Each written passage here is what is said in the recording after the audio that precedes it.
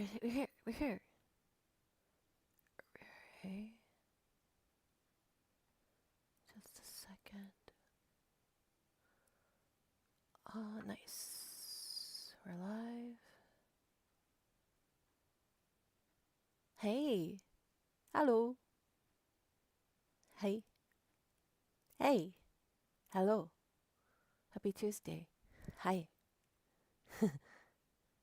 Okay, just a second. I haven't checked my email. Hello. Hi, hi. Hello. Let's see. Yes.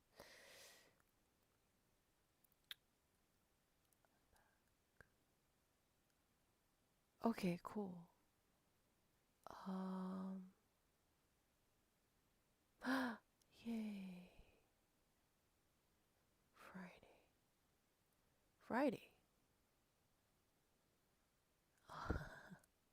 Cool. Winter. Wider shade of pale. And let's see. Okay.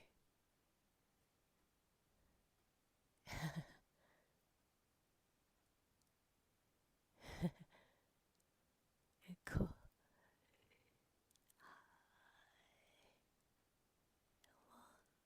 Hello, everyone. Hi, welcome in. Hi. Just replying to. Just replying to.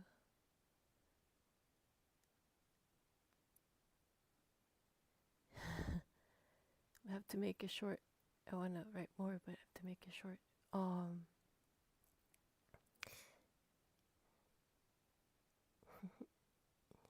Uh.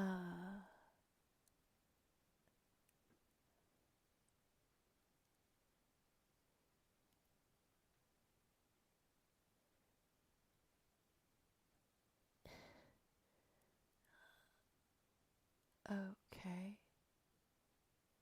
All right. Great. And then I have to reply to. Just a second, everybody. This is very important. I gotta reply. This is very important. Hold on. I'm gonna get a code.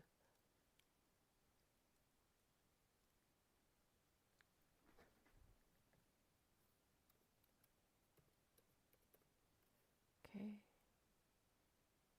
Nice. And then just a second. Just a second. My work. My work. Oh no. Wait. Hold on. Where are we? There we go. Hey. We're gonna continue on manuscript. Hey, perfect time. My cat just got in bed. Perfect. Yeah, we're gonna do some. These are Pokemons. They're Wally and Eva. Hello, hi, welcome back. Cool, cool. All right, just a second. Just 1 second. Hello. I have students added to class. Oh,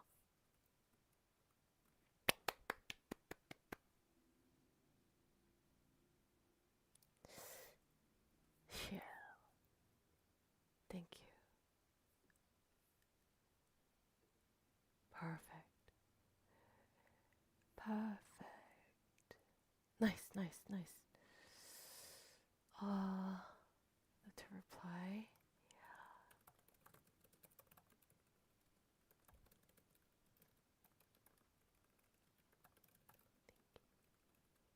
Yeah. Hope you're having a wonderful, wonderful day. Okay. Sincerely. Yeah. Sure. Got it. All right. Great. Took care of very important business. Extremely important business. Now we could do our stuff. How are you? How's everybody?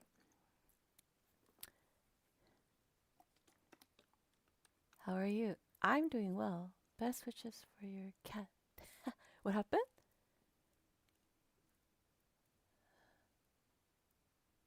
Your cat. All right. Well,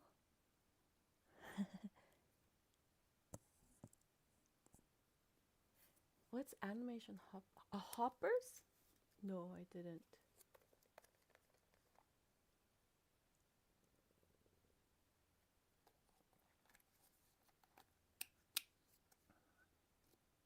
It's a five. No, nothing happened.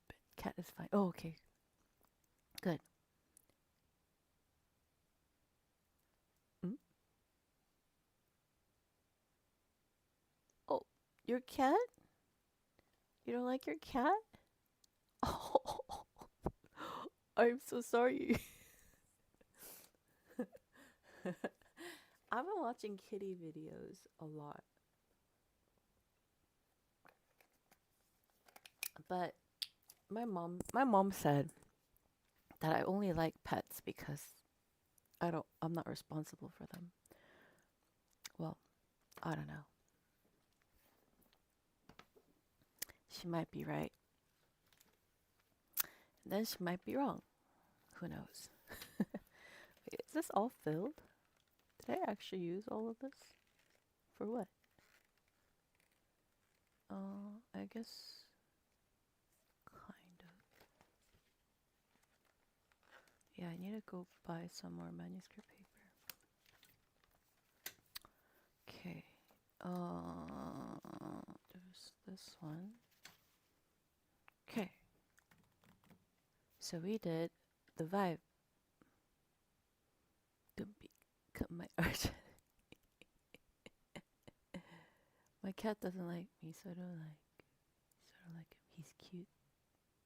Ah. Yeah.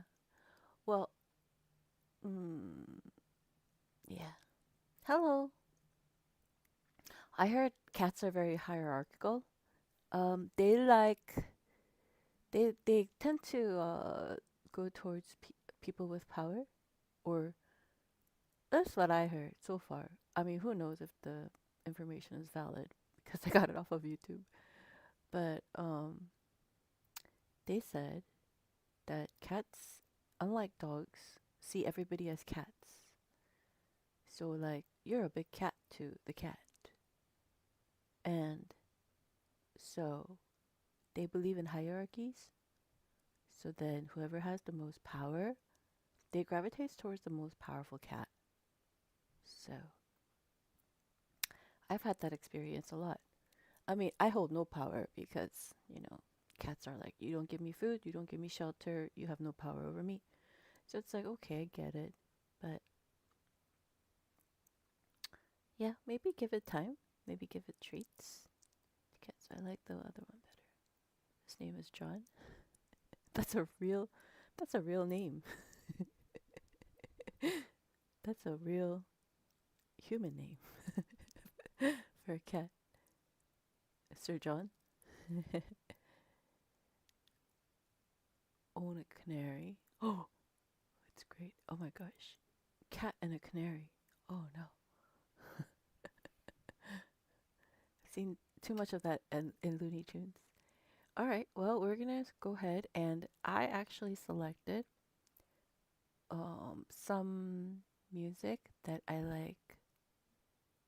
I think I want to select playlists. Just a second. Here we go. So we had It's a Vibe. And then there's a song that I like. And then there's this one. And then there's that one. And then I thought about doing something. So um, I like listening to guitar more than piano. Because inevitably, when I listen to piano, it's like I get into this like whole like I get into like studying analytic um, mode, and so it's not that enjoyable unless yeah.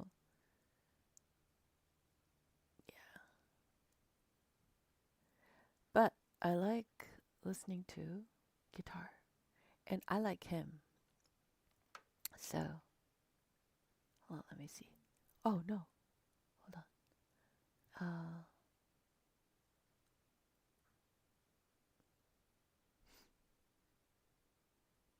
I like this guy or this man, Sir Man.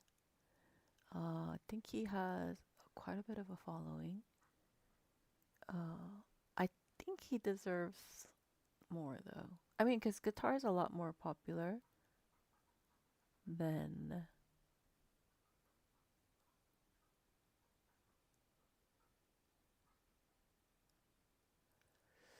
yeah, guitar's a lot more popular than piano. I think in terms of like popularity, I guess. Here's one of my favorites, and these are called fingerstyle.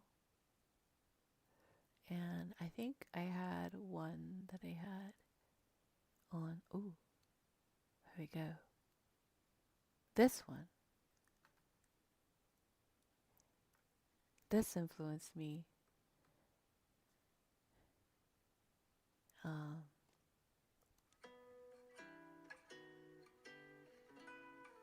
can you hear it?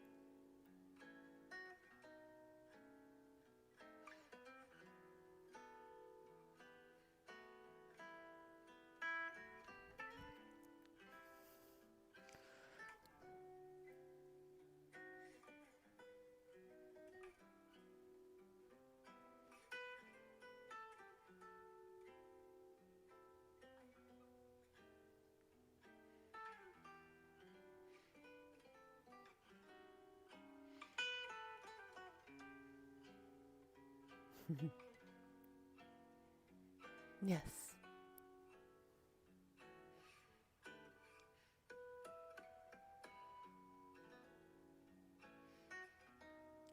This person's name is Walter Rodriguez Jr. So this is assuming his father's name is Walter Rodriguez. I'm so smart, everybody.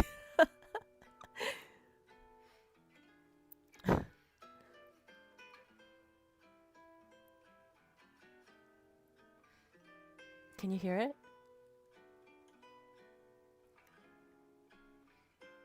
So smart, Christine. I know, right?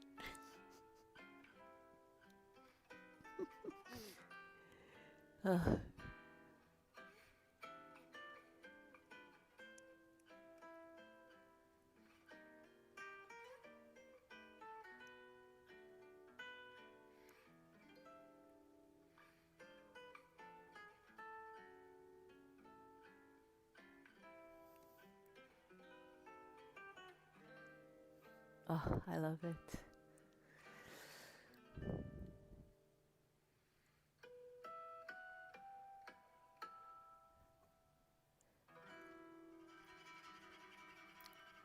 Hmm. It's one of those things that I watch. Uh,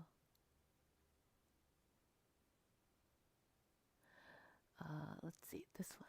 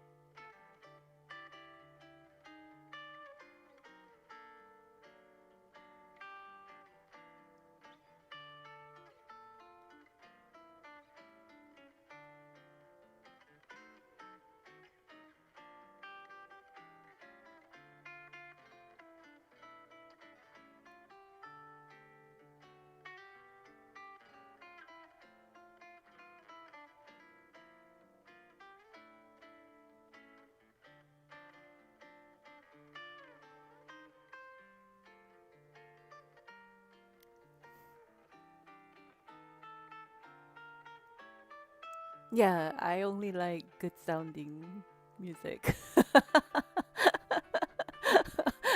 I'm very picky about what I like.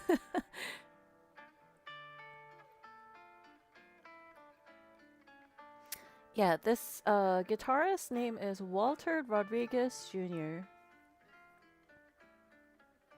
And by logical deduction, I've concluded that his father's name is Walter Rodriguez. I feel very proud for being so smart.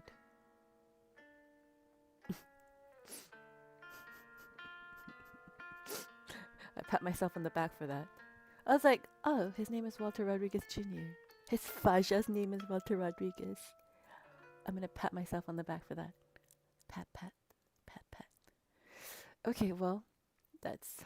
I like whenever I feel like whenever I feel like listening to music, but I wanna keep my analytic part down, like way down low.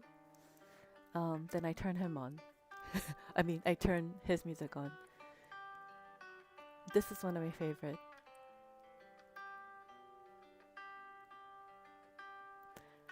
I mean, don't get me wrong. I'm a big fan of Stevie Wonder songs. Um,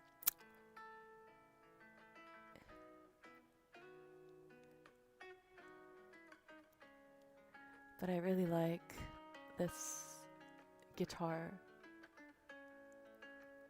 and I turn his music on and I drive to it.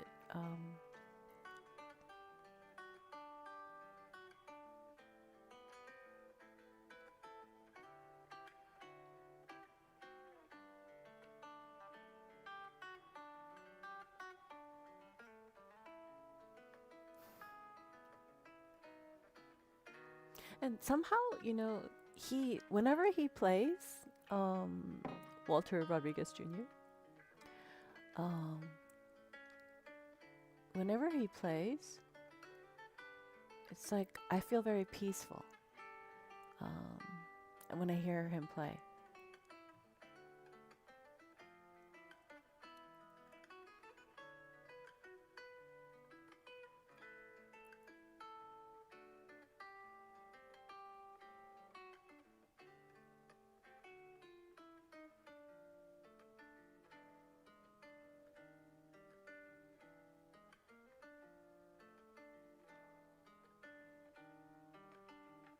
Hey, hi.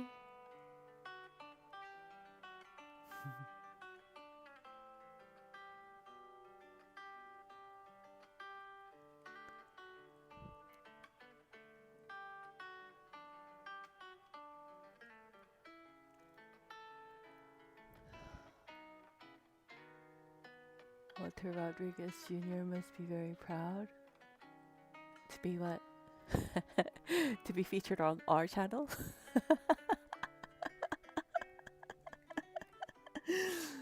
I'm sure he's achieved a lot more than just be mentioned in my channel.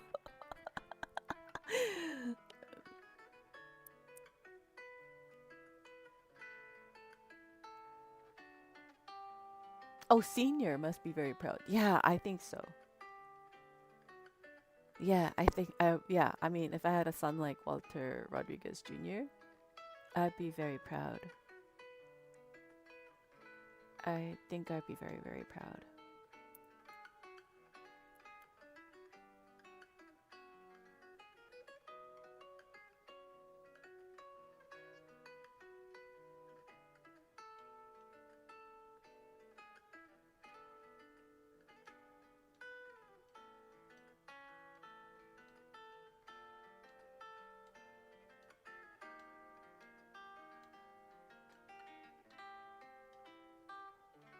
Yeah, he's one of the very few musicians I actually subscribe to. Like, oh, I don't subscribe to a lot of musicians. I subscribe more to, like, the rare coins, like rare bills, those kind of channels. And I'm always looking at my coins like, is this rare? Like on the counter. It's like sometimes I like to use coins. Sometimes I like to use cash. Usually, I pay with Apple Pay, but like, sometimes I like to carry cash and I like to use it. And in the counter, I'm like, I look at my coins like this. And then the cashier's like, "Yep, that's the right change. That's the right change." But it's not that I'm like counting the I'm not actually counting the coins, like the amount of money. I'm actually looking at it to see if it's a rare one and if I should be using it. It's like, is this quarter really just worth a quarter, or is it worth like $1 million? Like that's what's going on in my head. But the cashier's like, "Yeah, that's the right change," and then wants to like take it from me. I'm like, "Just a second." I look at it to see if there's any discrepancies or like any repeating patterns in the coin. Oh, I sound so strange. You know, can't be helped. Ooh, well, this is good music. Yeah, it is. All right.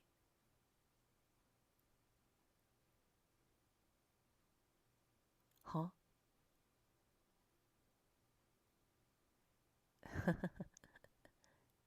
Cool. Rodrigo y Gabriela, they make beautiful guitar music. Oh, I'll keep that in mind. Thanks. Thanks for the, yeah, thanks. Do you know Stray Kids? I've heard this a lot. Okay. What should I listen to with Stray Kids? Goodness. That's gonna get flagged for copyright. I mean, not that these are not gonna get copyrighted, but thank you. Hi, like, subscribe, join membership. Thank you so much. Cool. I prefer.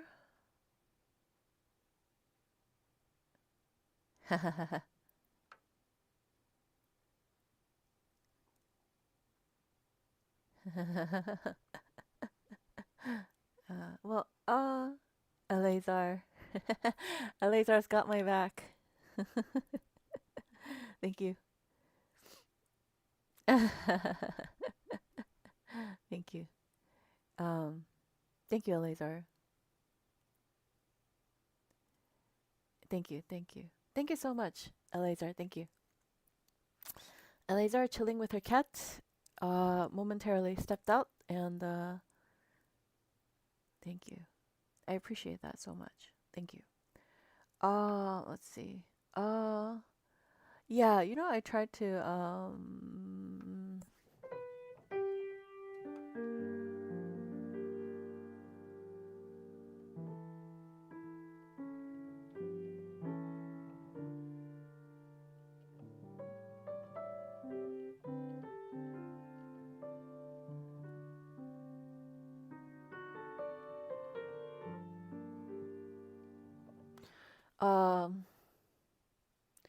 yeah, I tried to kind of study like what he does and stuff like that.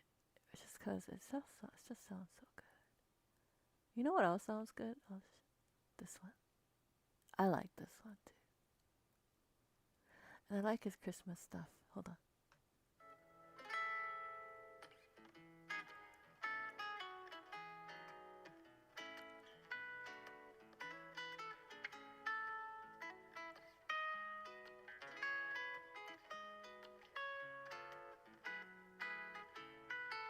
So good.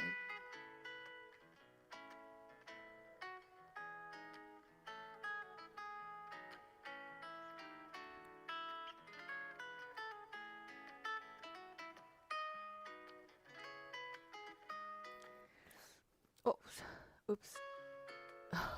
Sorry.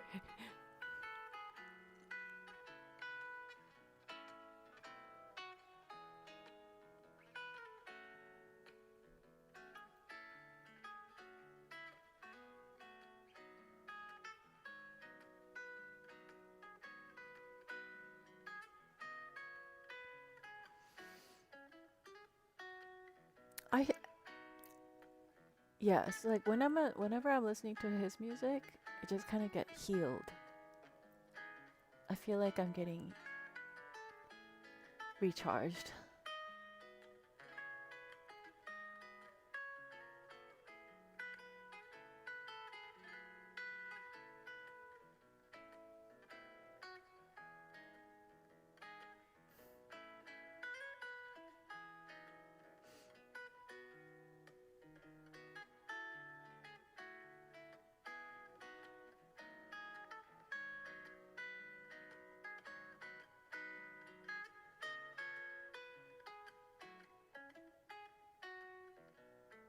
Mm.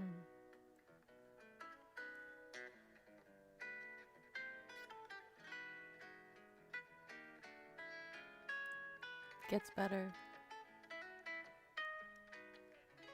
You know what I like about his arrangement is that um, some arrangements, some people are very like beginning heavy, and then as you keep listening to them, it kind of like is either on repeat, it's kind of plateaus, or kind of fizzles out.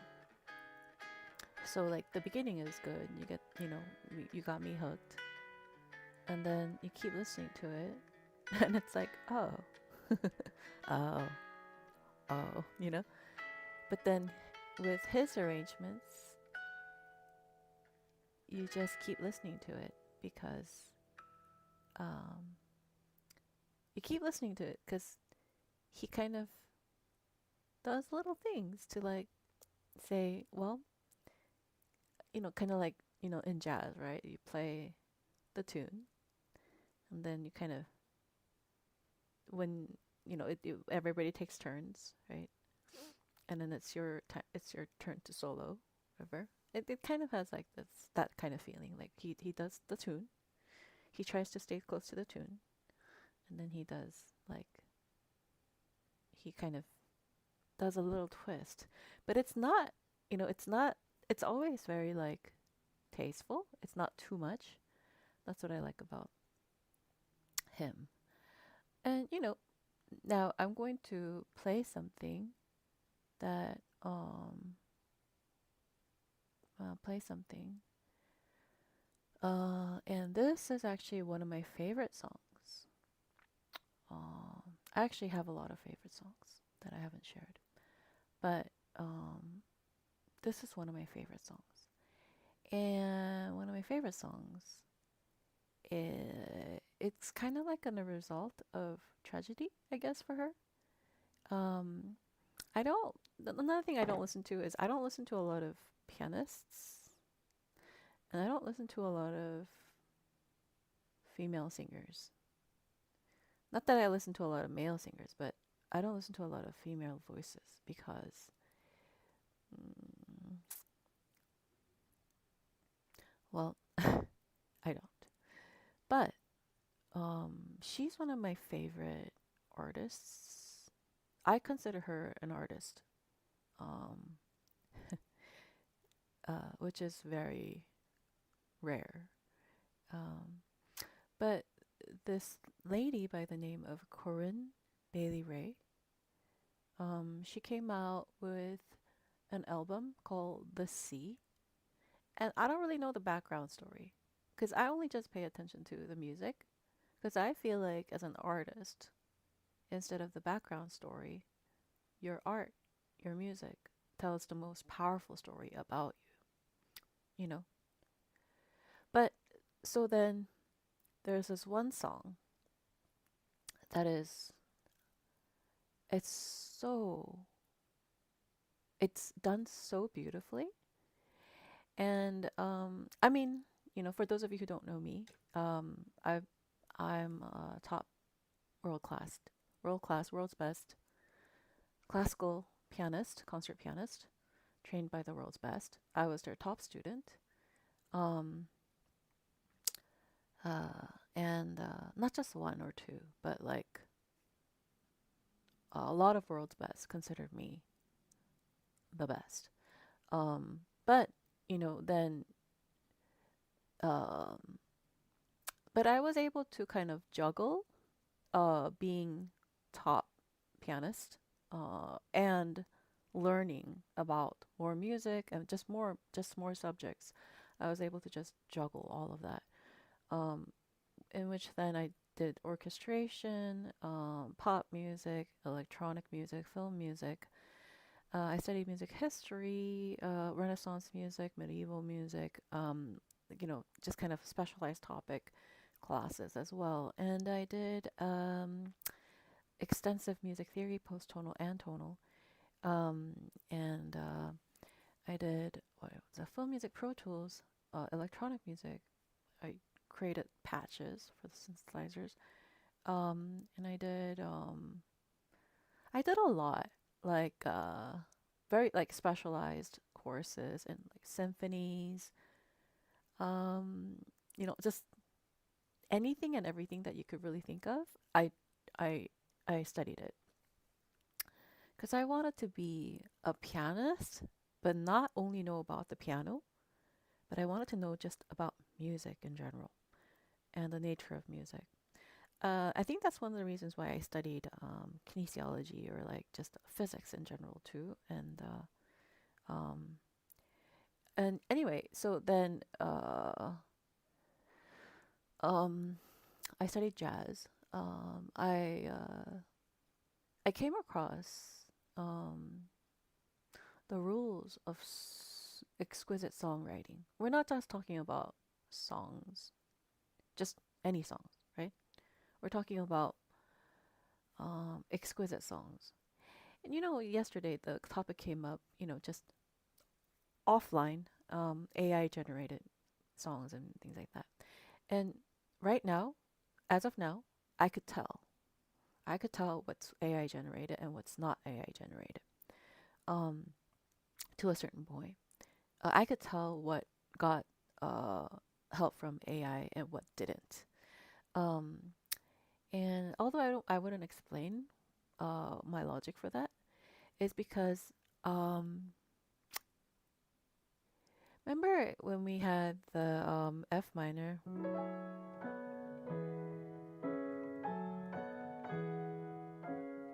We had this um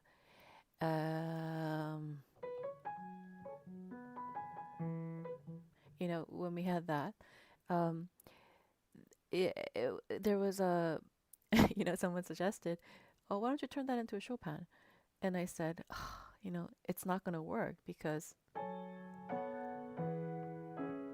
there's no way Chopin's gonna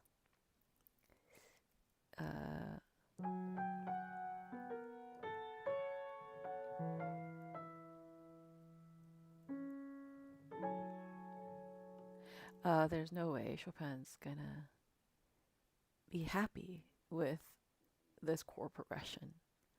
If he had, because this is all of this is kind of circle of fifths, right? And I know a professor, and she talks about circle of fifths, way ahead of time, all the time, and I understand why she does that. It's because everything kind of operates in fifths, and it just makes sense, um, and how she just kind of mentioned circle of fifths, and I said, oh, yeah, of course, a circle of fifths is just everywhere. But the way Chopin navigates through the circle of fifths is very unlike any other, and that's what makes Chopin very unique. And it's what keeps it's what keeps us intrigued after hundreds of years has passed. His music is one of the most advanced music in all of human civilization. And the reason is because, anyway, so then going back to songwriting, expert songwriting, have you ever like listened to like Asian version of a song or English versions of Asian song? Because now a lot of the, with the popularization of, well, J-pop was popular first, and then K-pop, became very popular, which I'm actually very happy.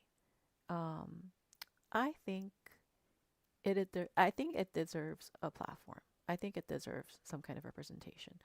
Um, but when you listen to some, because now then the K-pop artist or J-pop artist, whoever, now they make like an English version of the song and then like their native tongue version of the song.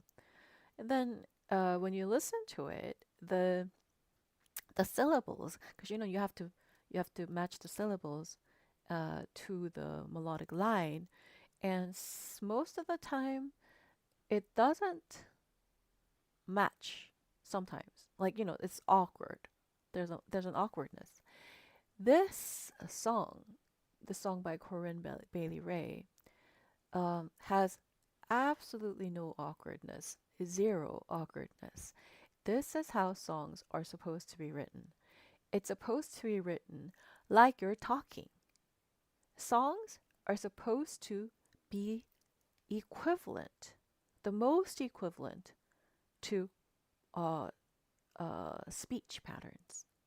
That's why when you listen to like, even when you go back to like the operatic works and things like that, um, you can't. So that's why Italian was used, even by like German composers, right? So when they write opera, or when people write opera or songs, or it was mostly done in Italian up until a certain point. Then people said, why not do it in German, or Deutsch, you know? Uh, then yeah, it became like a thing to do it in native tongues. But the fluidity of the Italian language, and by the way, Europeans tend to know each other's language a lot more than nowadays.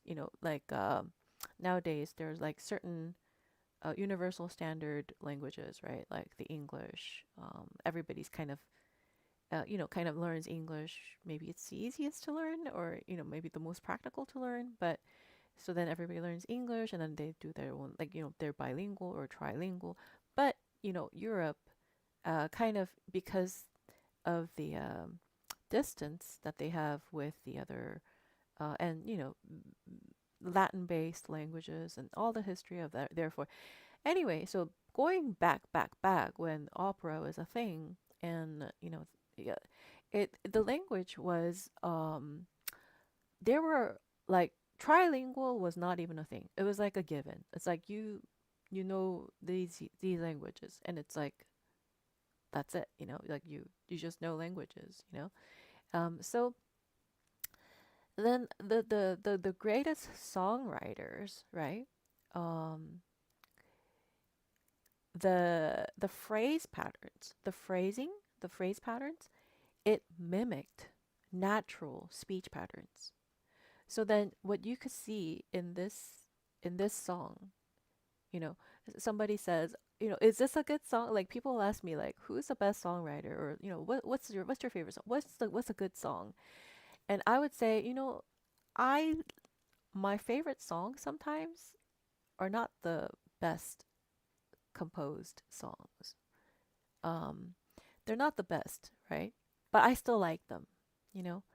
I still like them for the charm or whatever sentimental value it has in my life, when I first heard it, right?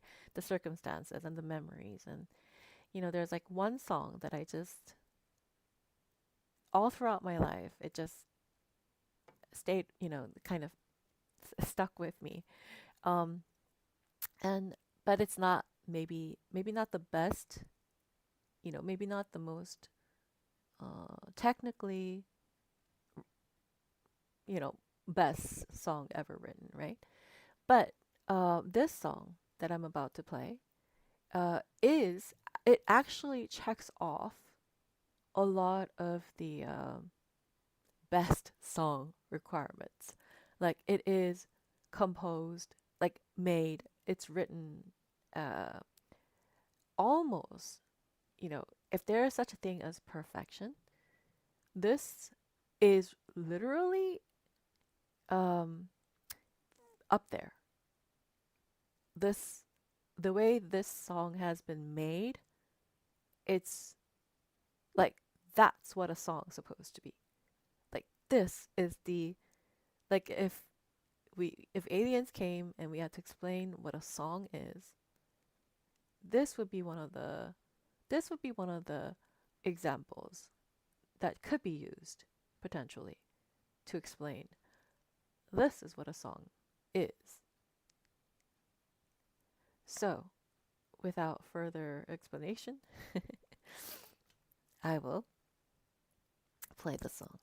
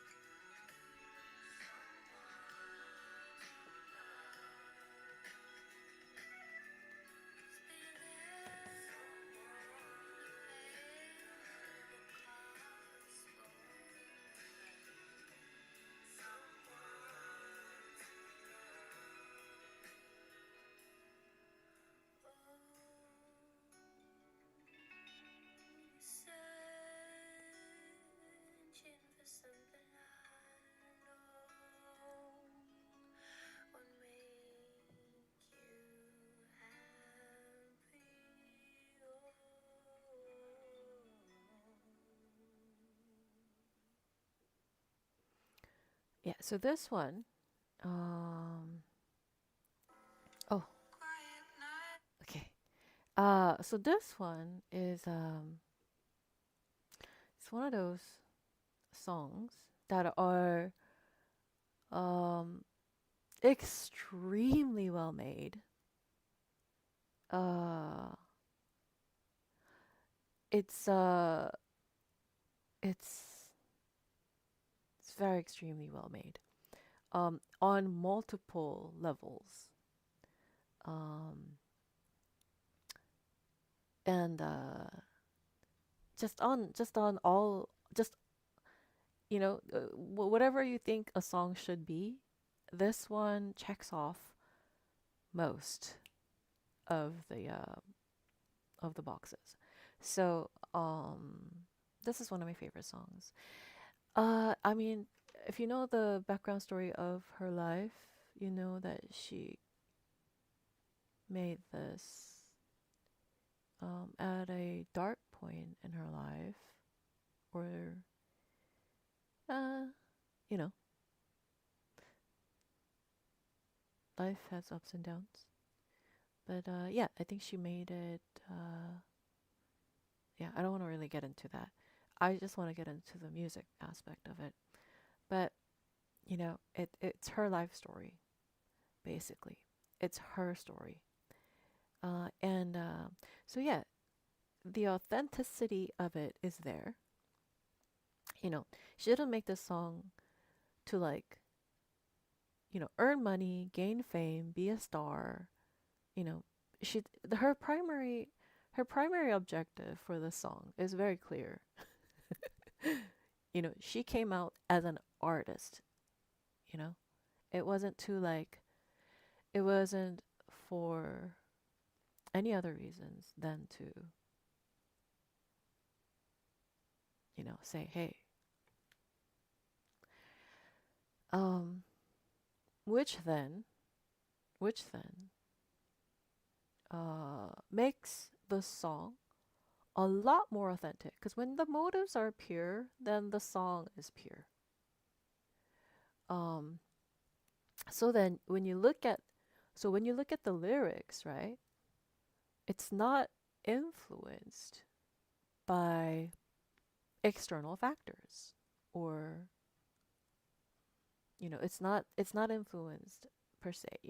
It's not obviously, no person is completely isolated, but just the way the song is made, is done, is it's closest to purity. So the purity of the intentions, the purity of the storytelling, the purity of that. It's not it's not egotistical. It's very pure. Uh, so the conception is pure. The everything that follows, uh, it is also in its purest form possible. So then, when you look at the phrasings and you match it with the words, then you see where she breathes is actually what a natural person would say. Like when you read the lyrics, and then when you hear her song, the timing where where a typical person would pause, those pauses all match up. Like the pauses all match up. So it's the way it's phrased, it's literally, and even like the inflections, how the pitches rise and fall, it's the inflections of it, what a typical person would say or in how say it, you know, um, and uh, even the rhythms, right? So it's I do it all again, right? Instead of I'll do it all again, or I'll do it all again, or I'll do it all again. You know, it's it's very it's closest to its um and that's what a good songwriting. This is how a good songwriting is done. There's yeah, I did take classes. I took a lot of classes and a lot of music. I learned a lot of music, a lot of classes, and from the world's best, um, from the leading world's best legends. I told you my conducting teacher was a conductor of LA Phil, Los Angeles Philharmonic, which is one of the most premier, orchestras. And he did NBC Radio Symphony, or is it Radio Symphony? In New York, he conducted the Radio Symphony, um, which is also another premiere, more historic, I guess. Anyway, so yeah, my teachers were all just top legendary top people in their field. So what I've been taught from these top people is what a song, it's when a song is composed, right? Because a song is a mixture of not just sound and time, but a song is also a mixture of words, right? But the words reflect the person, right? And then the person, so like, so there's a lot of how to write a song well, you know?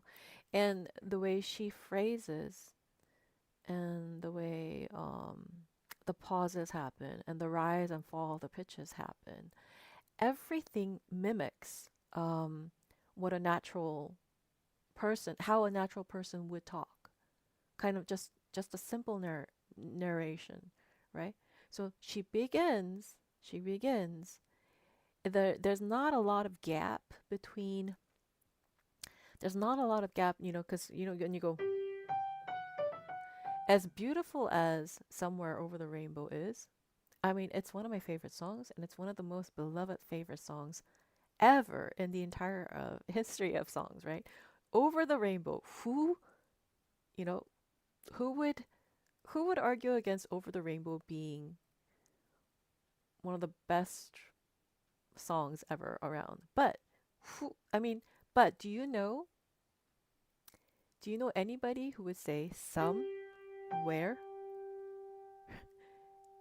Would do you know anybody who would say somewhere and raise an entire octave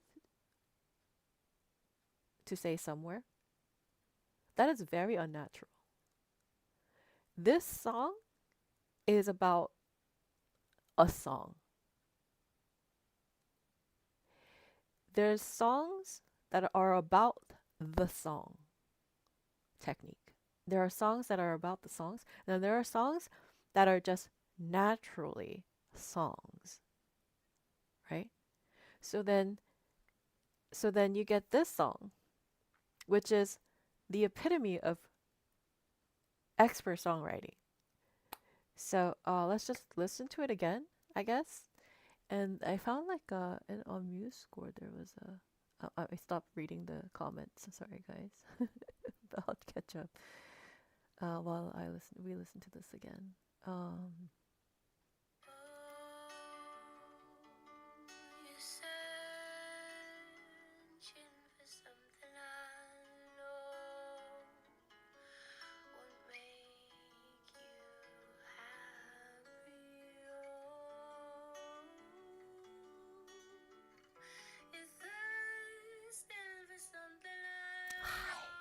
Hi, Sanchez.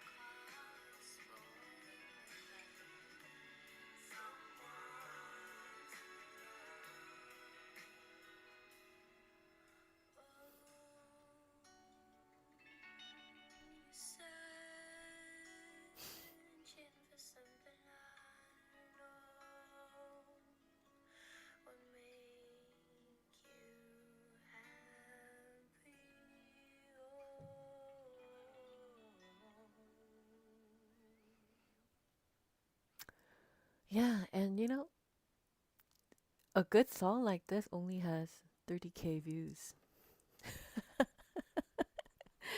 I mean, I'm not saying only, but I have videos that are over 50K, you know. Yeah, a song like this. I mean, and my over okay, I deserve a lot more, but the video that I had was mentioning was my cover of the Inside Out, um my piano cover of the Inside Out, which was quite revolutionary at that time, because there's a middle section. So most people do, I guess, the first part, and then they leave out the middle section because they don't know what to do with the middle section. But I actually installed it within the cover and in the sheet music, the advanced sheet music. I do the echoes on the piano. And you could see, like, in the comments, there's a lot of people who are like, "Oh my gosh, she's actually doing the echoes in the middle section."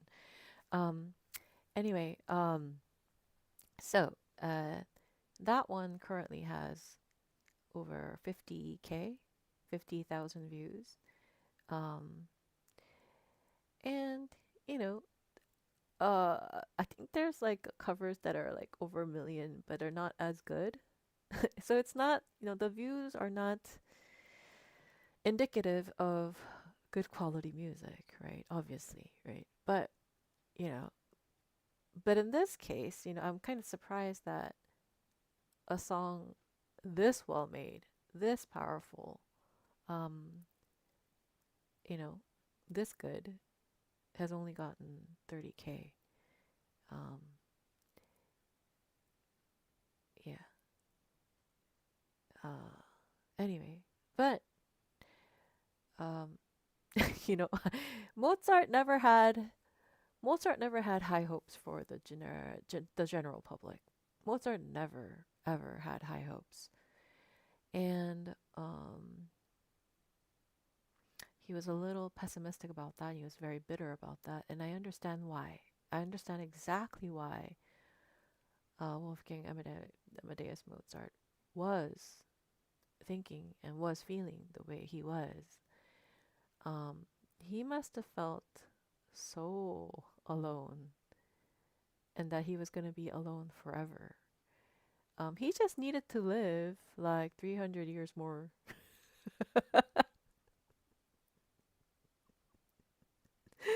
That's all he needed to do. He just needed to live maybe about 400 years longer than his lifespan. Then Mozart would realize, oh, I'm not alone. But and maybe he wouldn't be as bitter or as pessimistic, or about the general public. But then again, he could look at the general public, still feel the same exact way 300, 400 years later, even after he gets his immortal stamp in human history. Um, but either way, I think his public opinion would even go down. Like I think it would hit like a new low if Mozart does come back. And I agree with him, and I understand him completely.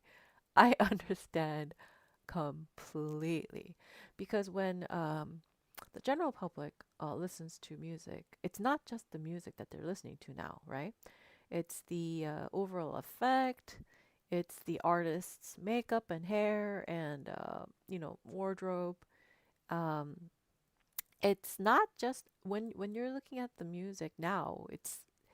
It's not just about the music solely. It's really the image, really. It's a package. You know, it's not an isolated music, right? And even if people would say, "Oh, I'm just looking at the music," uh, it's like, mm-hmm, the education of music in public setting is bare minimum or pretty much non-existent at this point. So unless you've gotten, unless you're, a doctorate at music, even a doctorate at music these days, doesn't mean a lot. A doctor of music still doesn't know enough about music to just be able to pull, any kind of music from the shelf and be like, "Oh, yeah, this is it. This is how it is." Um, and so, somebody like me I'm very rare. I'm able to do that, you know, but that's a very, very rare case. So, yeah. But either way, right? So then Mozart, because Mozart is all about the music, right? Especially, he's a purist, right? He's all about the music and not just about the music. His philosophy of music was actually quite different from anybody else's. You know how good songwriting technique involves organic speech pattern representation with the pitches? Mozart believed in the hierarchy of the parts. He believed strongly in this kind of speech recognition pattern, but it was Mozart's own system. Mozart has his own system of um, which notes to pick, and that's the genius of Mozart. Because um, did Beethoven have that kind of genius? No, his Beethoven's genius was something altogether different. The systems of Beethoven and Mozart, some people, I laugh, but you know, I've heard some people say I can't tell the difference between Mozart and Beethoven and Haydn.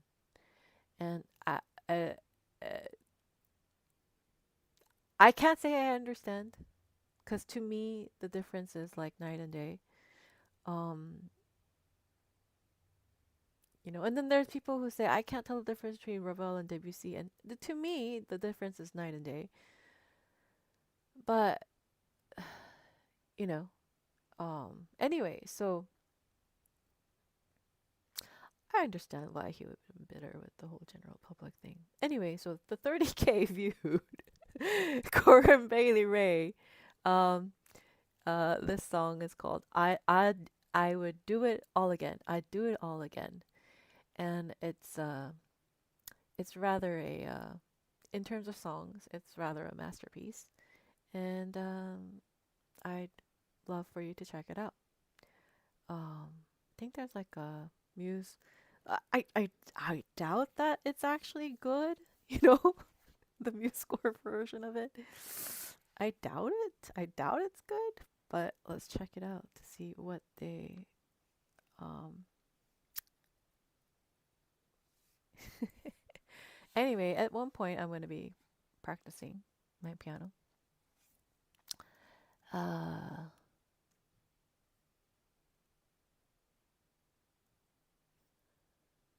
Oh. Gavin says people let Spotify and Apple Music dictate their musical tastes. The algorithm, which is insane to me. I mean, exposure is everything right now, right? Image, exposure. People like to be, even even people who consider themselves as intellectuals, right? I'll tell you one thing. Highly intellectual beings are somewhat isolated from the community. And that is the true trait of a highly intellectual being. It's not that and they don't crave the community. That's one thing. But there's the pseudo intellectual people, the pseudo intelligent people who crave a sense of belonging in a community that laughs, gathers around, and talks about superficial things and is very superficially connected, you know, plays board games, you know, hangs out, and they crave this, right? And so these people are not highly, highly, highly intellectual beings. Um, highly, highly, highly intellectual beings really have a mind of our own. Uh, a lot of things do not influence us to make the decisions that we make. Um, but the decision making, as Gavin said, people let Spotify and Apple Music to take their musical taste via algorithms, and Apple, and YouTube and all these other, platforms as well. The algorithms kind of expose, the exposure and something. That's how it works, right? So it's the consumerism. It's the algorithm that boosts consumerism. Say, oh, we think you would like this, you know. So then they kind of keep you there, which is, very smart business tactic. But uh, having said that, um, how do you know you're very, very highly, highly, truly highly, highly intelligent person? Is you are not manipulated by pretty much anything. No one could gaslight you, no one could manipulate you, no one could shape your decisions. No one. And that's how a truly intelligent person operates. They operate truly by observing the truth, abiding by the truth, saying the truth, and living the truth. That's the truly intelligent person. A lot of people say, well, people lie, they cut corners and things like that. A truly intelligent person, the reason why a truly highly intelligent person doesn't even lie is because of their intelligence. They know that the truth will always reveal itself, even if much later. The truth will always reveal itself. And the amount of work that you put into lies and to correct your lies and with more lies, that is very highly inefficient. So a truly intelligent person would not lie, just for the sheer efficiency of it. Um, and so, like a truly, truly intelligent person would look and like uh, not the most popular person, right? But the best well-made music, right? Not to do with image, not to do with external things, influences, but just purely for the music, for the enjoyment of it. Anyway, so it's a lot of people uh, connect food to communal things, music to communal things. It's a community thing, right? They want to belong somewhere. So they choose like something to that, to that effect, right? Want to belong. The sense of wanting to belong is very strong. Um, uh, the highly, highly, highly intelligent people don't have an urge to merge. Huh, I rhymed. Urge to merge. There's no, there's no urge to merge. um, that's the true trait of highly intelligent people is that they look at things differently, right? We look we like truth, to be honest. We like truth. Whatever the truth may be, it could be inconvenient. It doesn't matter to us because we're intelligent enough to mold ourselves to the truth. So we don't really care that the truth is inconvenient, right? But yeah. So the path that the choices, the path uh, each level of intelligence makes is very different. Um, yeah. And so I have some people who are kind of in between the genius level and the general level, And these people, like right in the middle, have like a lot of turbulence within them because they're neither here and neither there. So it's like they crave all the things that belong to the general, right? The stereotypes, the what's it called? The dopamine inducing temporary things and communal things, the community things. They crave it a lot, right? They want to be, they want to they want to they want to be like everybody else. But then, and they try to be like everybody else, like things of everybody else, try to think like everybody else. But there's like slight part of them, right? There's like a little part of them that is intelligent, and they can't get rid of this annoying feeling, I guess, you know. And so it's like, and then the most annoying part for these people is that with time, they realize, oh, it's like there's so much regrets, right? Because they're like, oh, with time, they kind of tend to go towards the intelligent people and go, oh, well, I didn't really like that. Oh, I wasted all this time, or that wasn't really for me. But but years go by. So I guess they have it pretty difficult, you know, when you're kind of sandwiched in the middle of here and there. Um, and I think they kind of, you know, yeah, they kind of teeter totter between the two, which I think would be very hard. It's like I'd rather, you know, I like where I am, but yeah, I've seen people around me who do that. Anyway,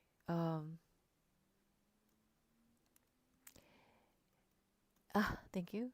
Uh, yeah, Gavin says highly intelligent people don't have the urge to merge. I like that. Yeah, right? And then Eleazar says this. Thumbs up. Yes, right? Yeah. Hi. Hey. Welcome back. I made that point. What I truly meant was that if you in the episode for only indie rock is scary, how do you find new things? I see, I see. Cool, cool. You kind of get pigeonholed into things, right? Yes. Yes. Ooh, hi. Thank you, Ithamar Santos. Thank you so much. Anyway, so you know, let's see.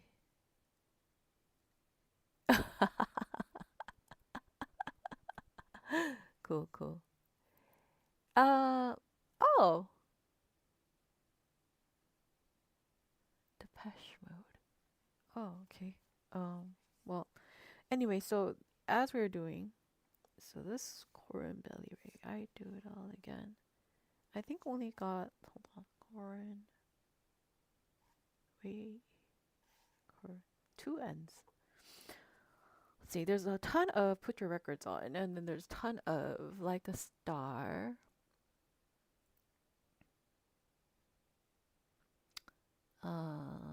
But not too much of Do It All Again. Um,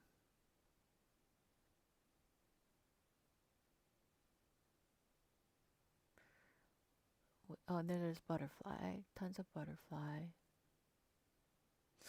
Anyway, see, oh, here we go.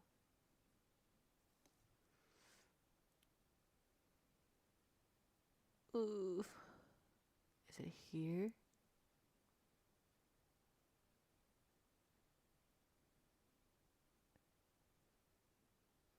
Oh, but I found it yesterday. Oh, let's see. Corin. Yikes.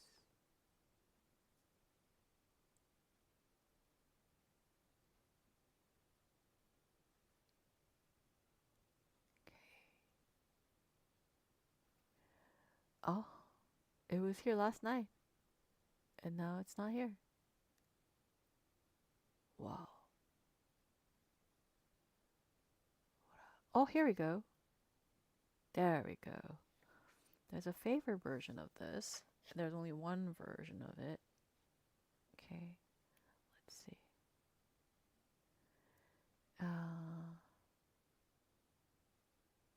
And this is official favor.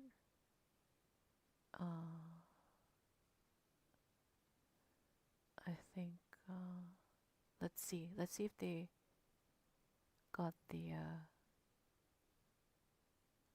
essence of the song. 6 pages. Okay. All right. And then let's go.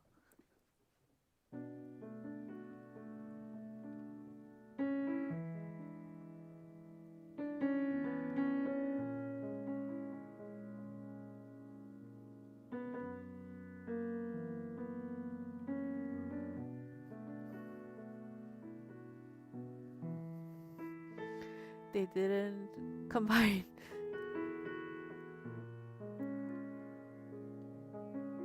This is a good arrangement, by the way.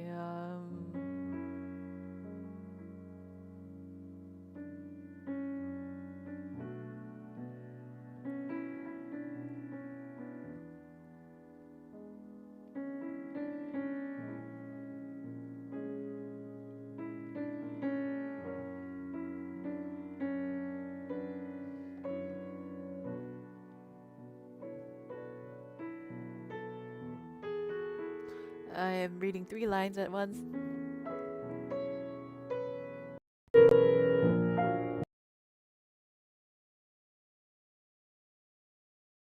External mic connected. Okay, sorry.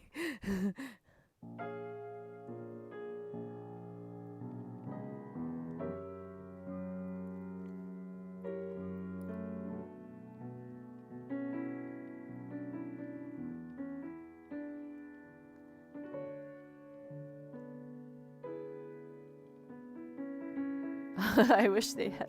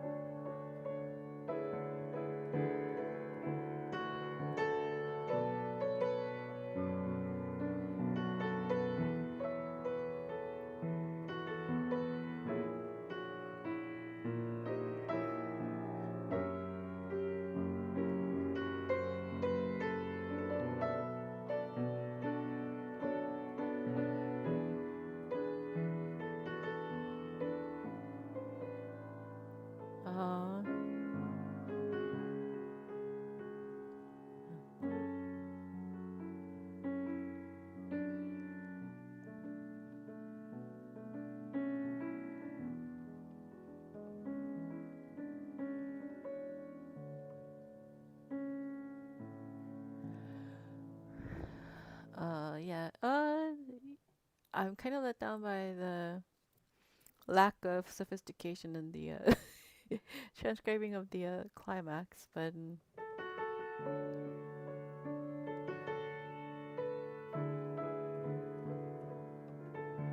at least they didn't dumb down the chords too much.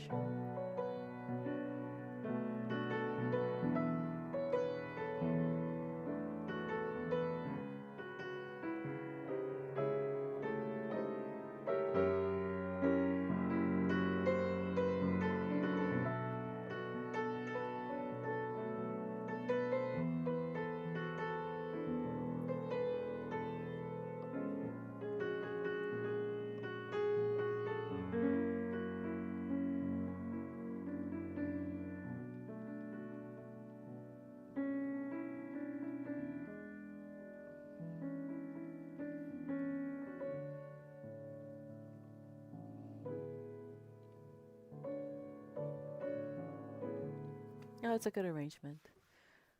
It's just it's not for solo piano, so the melodic line is on the top, and then you have 2 hands part. So if you have a third hand, time to bust it out. Great. Still very quiet. Your voice is very loud. Quiet? I can't hear piano very quiet. Oh, yeah?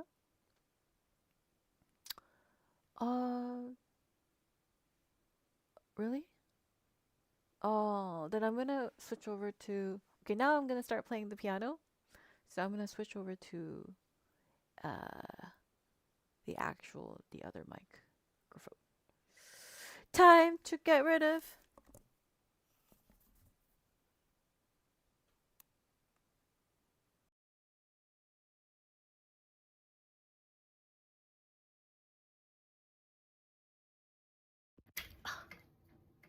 Okay. You know, up until really recently, I didn't know that the word dongle was like an actual thing. I have oh, I didn't know like dongle was an actual thing. Look, this is a dongle that could do USB, and then look, this is USB C. Anyway, this is like USB, and you could put them together. Transformers, robots in disguise, guys. Look, it's a dongle transformation. Check this out. You have a dongle like this.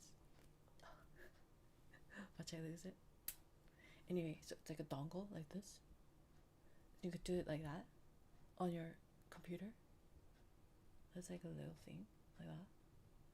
And then there's this bigger part. And then you go Transformers. Anyway. Alright, then I'll try playing this again. 3 lines. If you have an extra arm, then bust it out. Okay? Your extra arm has been waiting for this moment to happen. Okay? Alright, let's do it. Oof. Can't reach my dongle. I have to put it the same. Oh, right. Okay, let's go.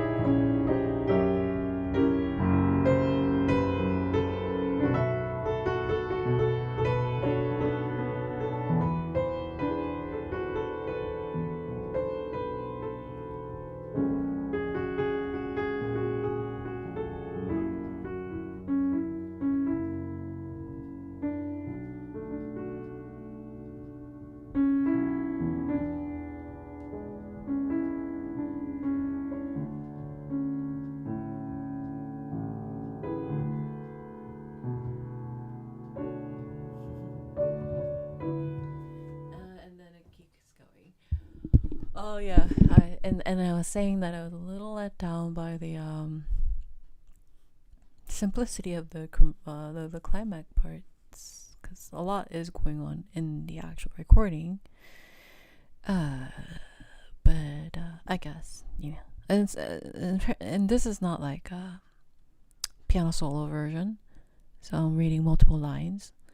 But I do like the fact that they didn't dumb down the actual chord qualities, because sometimes when the arrangement happens, then you get like a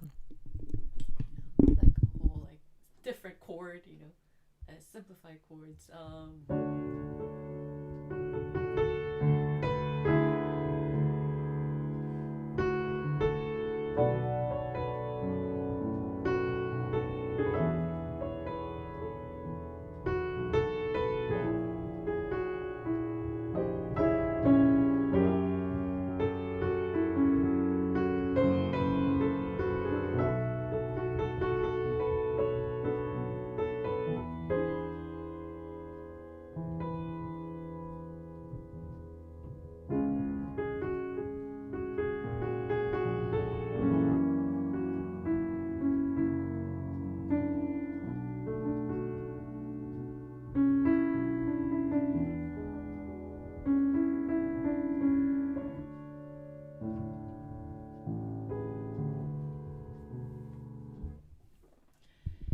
Anyway, that's one of my favorite songs. I have a lot of favorite songs that I haven't shared, but I think it's one of the more well written, well conceived, well written. Just an entire process of song making. I think it kind of holds up to like a certain standard, Anyway,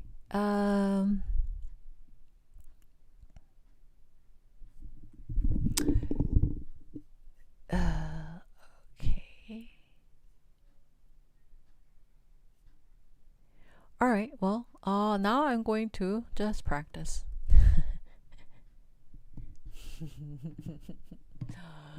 Well, that was fun. I guess. Wait, is today Tuesday? Yes, today is Tuesday. Tomorrow is Wednesday, which means let's do this again. And then on Thursday we have request time, and then on Friday we have members only request time. That's the schedule. And then next week the schedule will change drastically. Next week I won't be here Mondays and Wednesdays. I'll be on Tuesday, Thursday, and Friday, 3 days out of the week.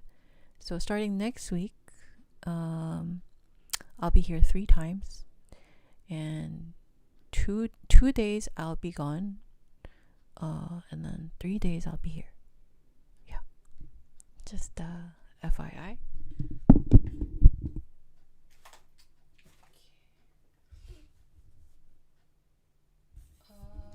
Let's do a little bit of.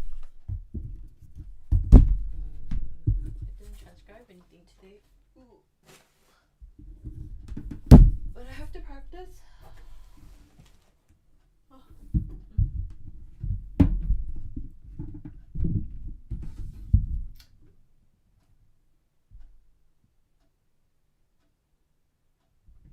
Here we go.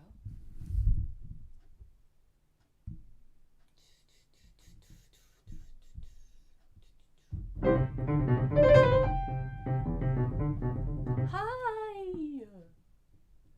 It's Tokyo. Hey, what's up?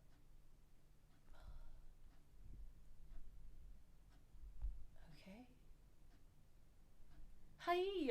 Even makes her first appearance on the bookshelf. Where's Wally? No, Wally's here. I guess you can't see Wally. He's behind this light pole. Oh, is that better? Wally and Eva together.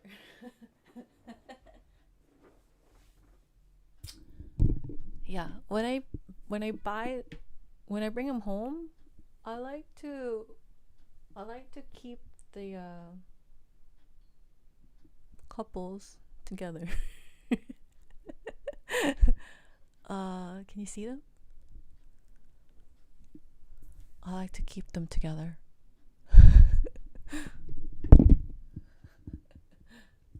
You know, they go through all that in the movie. I mean, far be it from me to separate these lovers. Who am I? Who am I? Who am I? And who is my wallet to separate these two lovers? After all they've gone through in the movie, yeah, far be it from me. So there they are. Ta-da! Yeah, I always buy like even thing 1 and thing 2. They're not couples, but I buy them in pair. Yeah, I always try to keep the pair.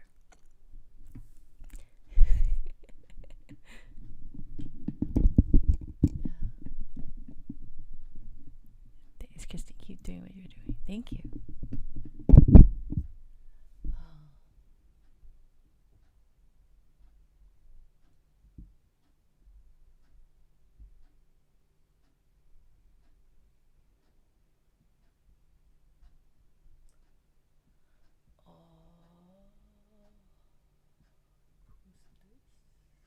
English, please.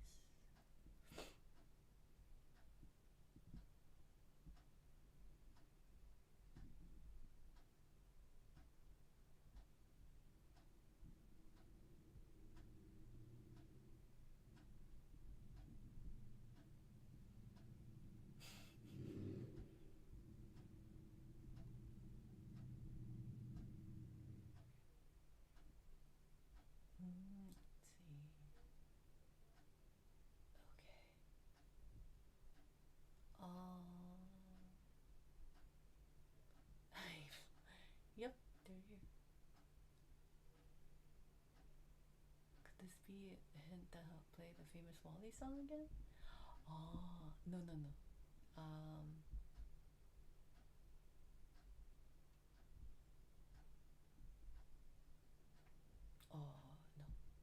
no. Not today. They're just silently chilling.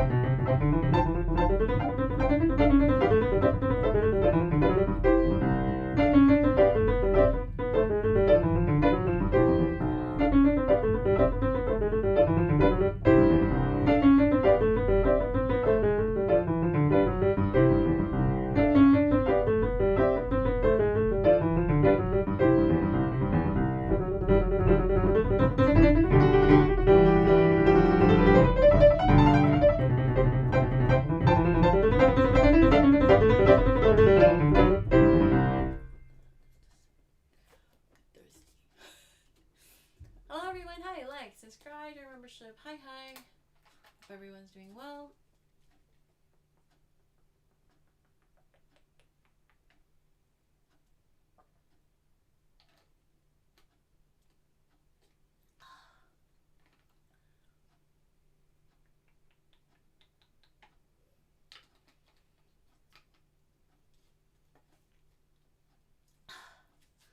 Yeah.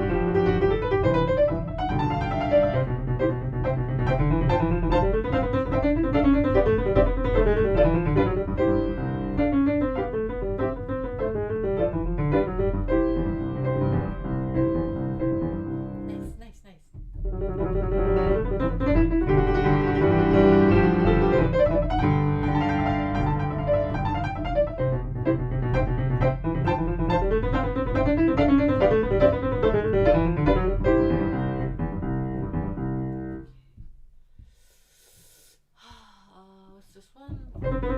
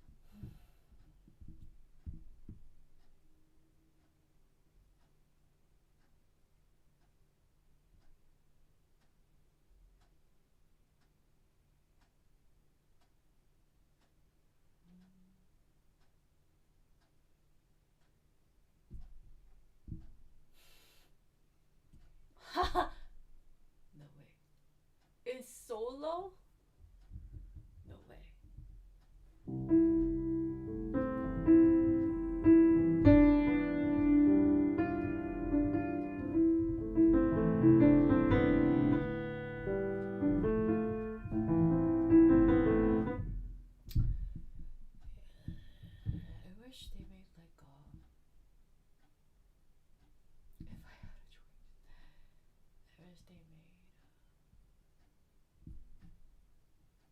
Okay. Well.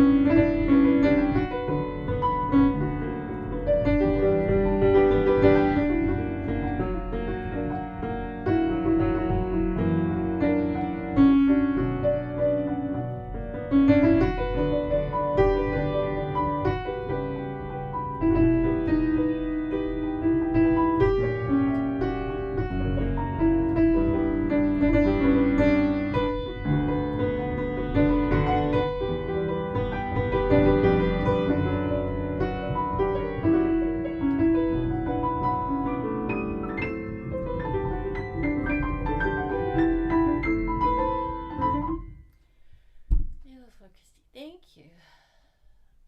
Hi. Hi, Mark Bridges. Hye-Su. Share. Hello.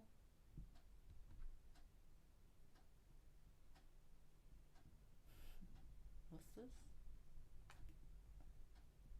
What's this?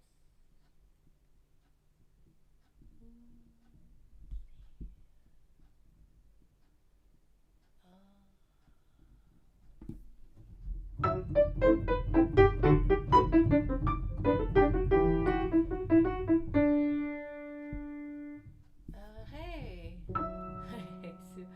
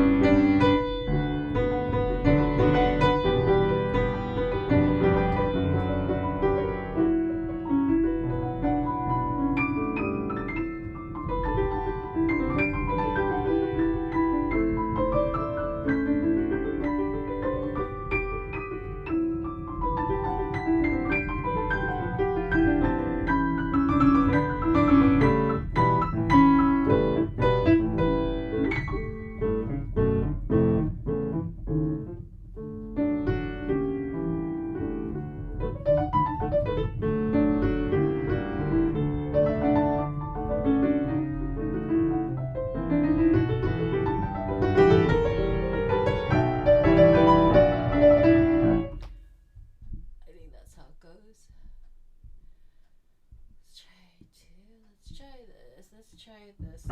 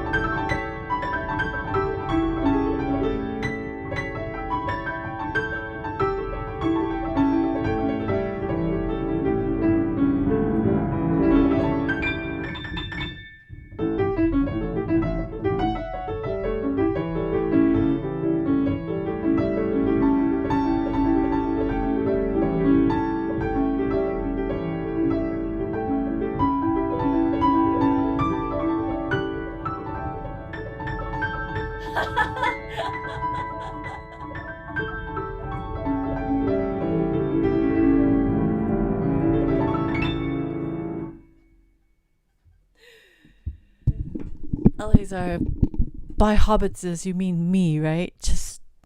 You're just trying to be polite. Yeah. Hello, channel people. Welcome and welcome back. If you see Eleazar's comment hobbitses, just know that I know that you know that we all know that she's just talking about me. When she says dance little flower hobbitses, that's just me. Thank you. Nobody else says hobbitses here. Except for me. I'm hobbitses. Did you miss Dora Me? You want to prance around? I'm still trying. I'm dedicated and righteous. Are you really? Are you dedicated and righteous to Dora Me? Is your loyalty to Dora Me? Eleazar. Oh my gosh. You're a riot, Eleazar. Dedicated.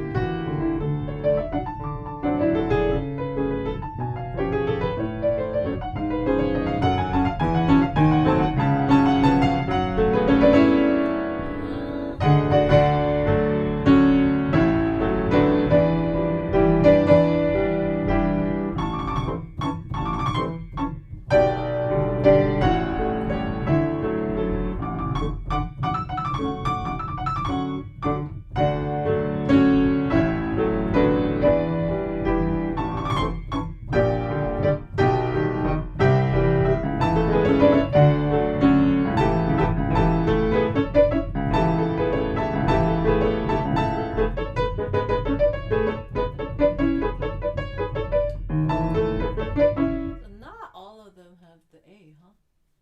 This one is rest. I want to play A.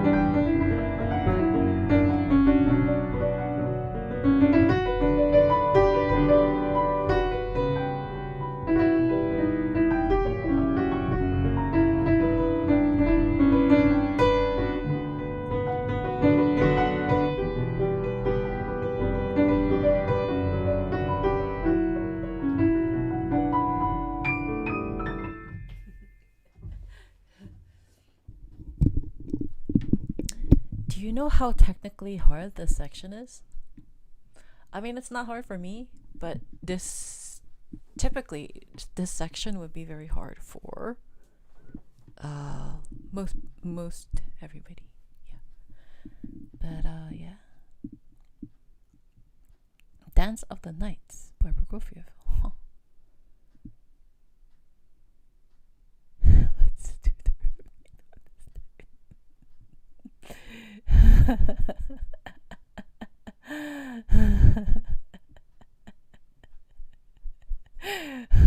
How's your cat doing, Eleazar?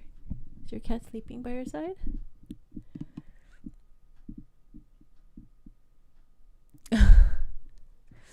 Oh, no.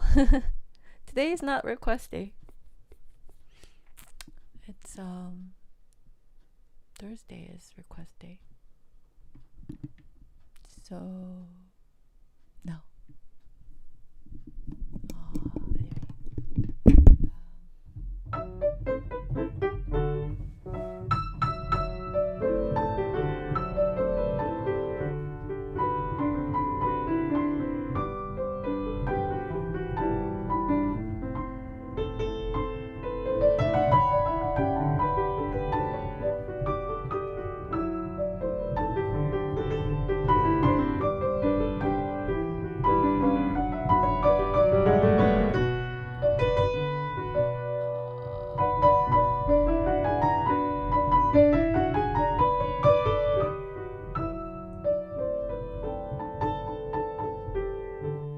Your 4 cats are hiding. 4 cats.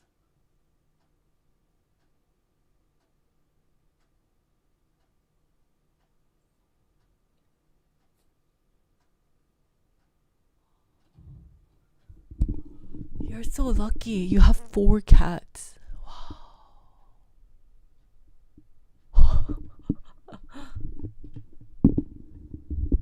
She's sleeping, my sunshine. Oh, okay. That's great. Alright. Good. So all your cats are doing well. Very nice.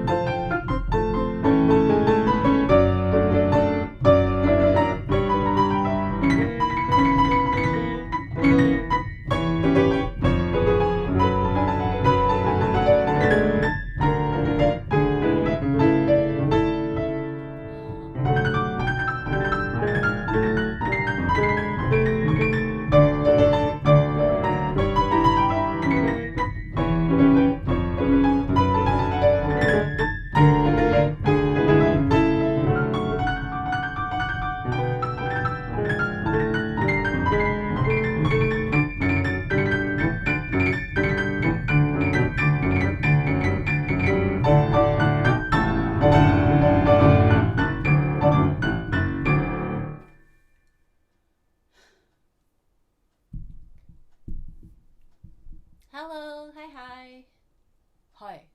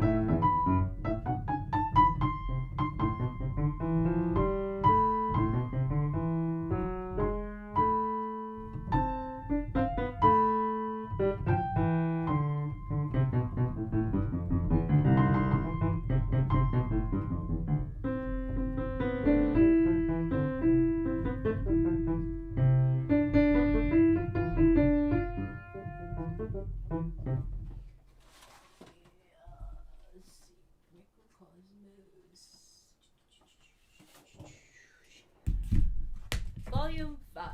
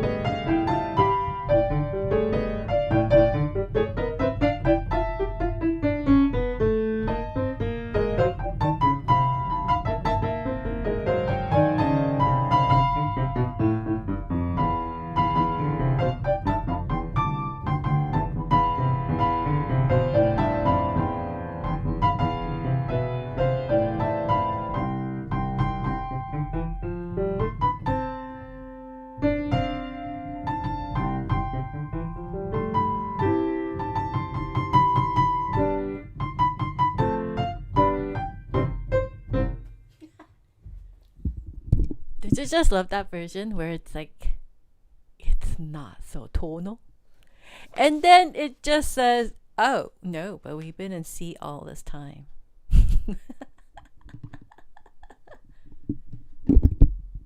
Yes.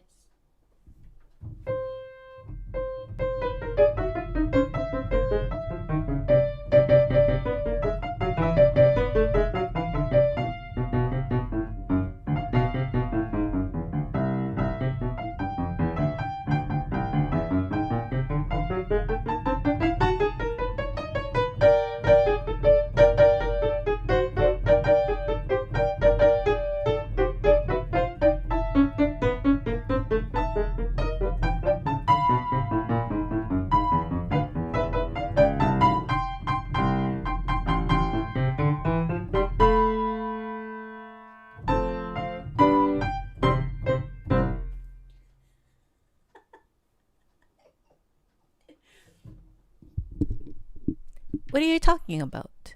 We've been in C all this time. C major, everybody.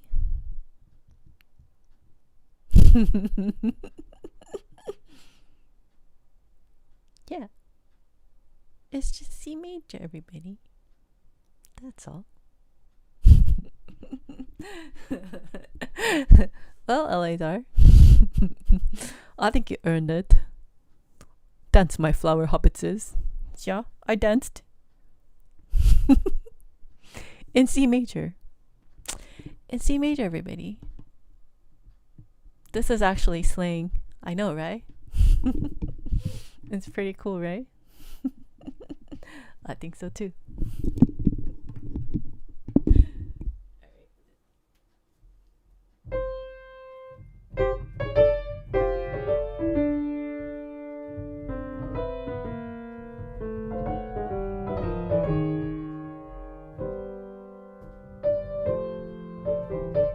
If you were to do, If you were to do a theme and variations of it, if I were to do a theme and variations on Do Re Mi, I would actually truncate it. I wouldn't do Do Re Mi. I wouldn't.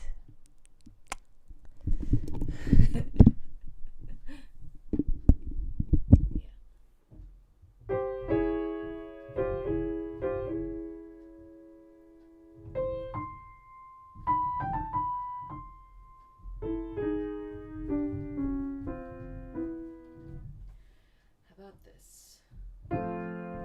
Oh, let's do some real. Do you remember this book? Professor Arne. Professor Arne, you wrote in my book, Professor Arne. Anyway, let's see. Let's see. Professor Arne. Professor Arne, you wrote in my book, Professor Arne. Let's see. Love is the sweetest thing. I agree. I believe in love. Do you believe in life after love? Well, I believe in love. Somebody loves me. Oh, I know. Oh, here we go.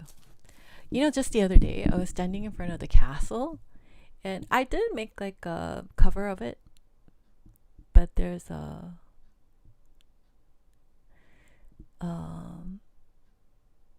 in the wishing well. I've been visiting that wishing well for a very long time, actually.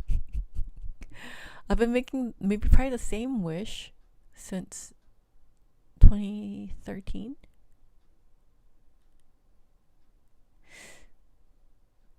Because that's when I started having my annual pass, 2013. What is it, 2026? It's been about 13 years. Anyway, there's a wishing well on the side of the castle, and I've been making the same exact wish for 13 years. And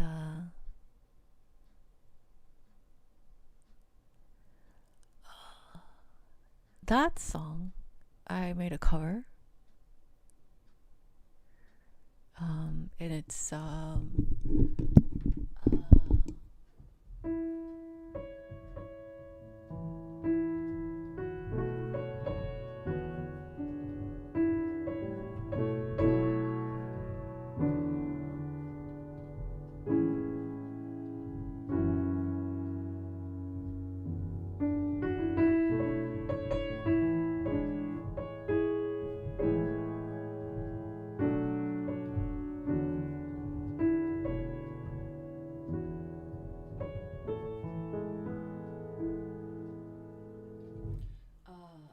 made a cover of it.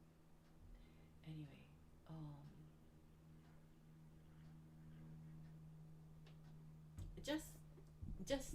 just this past weekend, I saw the I was in front of the castle, and then I was just looking around, and then the parade's coming this way, and I was just looking around, and And then all of a sudden, because you know the wishing well kind of comes alive on its own, and there was nobody on that side. There was like, it's just like completely empty, and it was just me looking that direction, and there was nobody walking there, and they were just doing the wishing well stuff.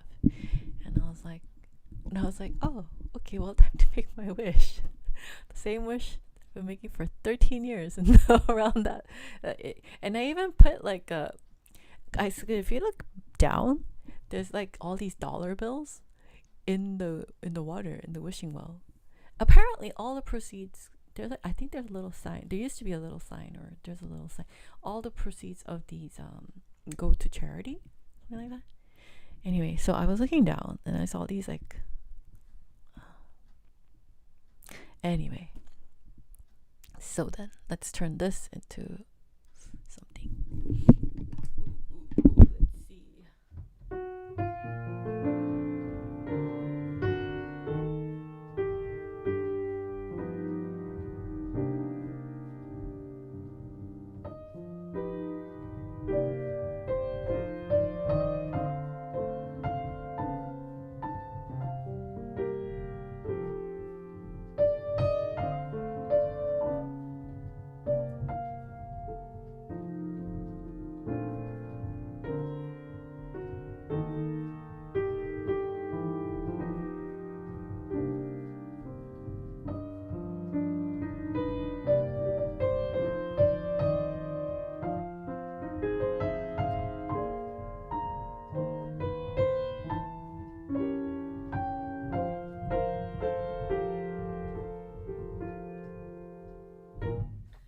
That's the chords that they have here.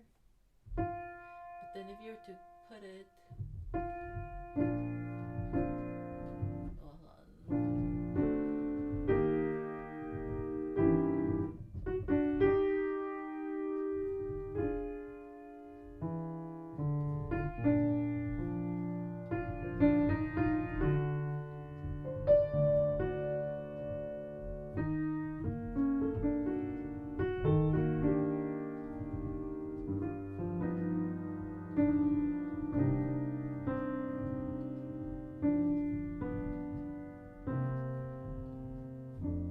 So the thing, somebody asked me about Soloing on jazz. I actually have not practiced jazz at all. I have a minor in jazz, and I got an A.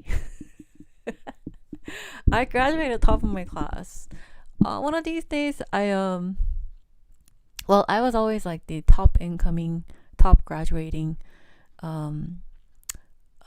but one of these days I'll bring down like the official official top graduate certificate that they gave me in this like award ceremony. Yeah, one of these days I'll bring it down and I'll try to frame it, because I bought frames but I didn't frame them yet, so it's like in a paper format somewhere. I should frame them, but yeah, I actually have an award. When I say I'm a top student, it's not my opinion. It's a very objective opinion of the school and of the world's legends, historic legends. It's their opinion. So I actually have external proof upon proof upon proof upon proof that I am indeed everything that I said I am. But yeah, I'll bring down the certificate and we'll try to do like a framing thing. Yeah, it looked like a graduation ceremony paper thing. It looked like a diploma. It looks like it has like a seal and everything, but it doesn't say your degree, but it just says like something. It's an award. Anyway, that's what I got. But yeah, I did get an A in jazz, and I did, but I never practiced it. Anyway, so what I learned, okay, so not from my experience, but from what I learned. First thing you need to do is group them. So you know how like on Facebook, it has all these individual chords, right? But you're supposed to group them.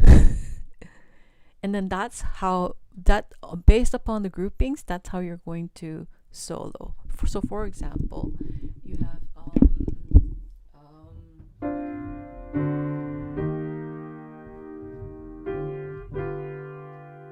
and then that's actually a group, a 4-bar group.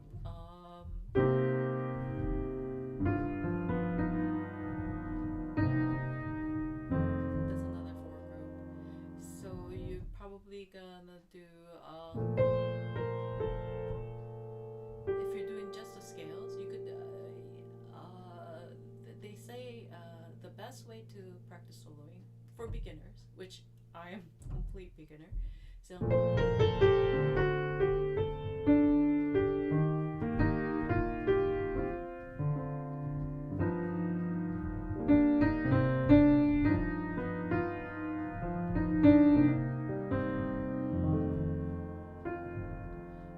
they actually just they recommend that you play around with just the scales.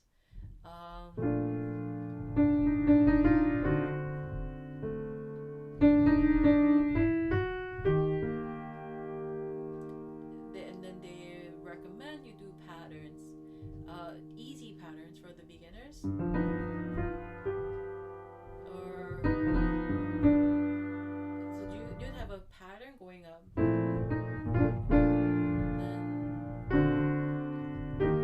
that's gonna be a pattern. So those 3 are gonna be pattern, and then that's gonna be non-pattern.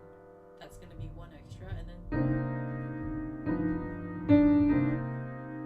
that's gonna be 1 extra. So it's gonna be actually instead of 4/4, you're gonna think of when you're soloing, you're gonna think of it as 3 plus 1, and then 3 plus 1. And if you could make a pattern of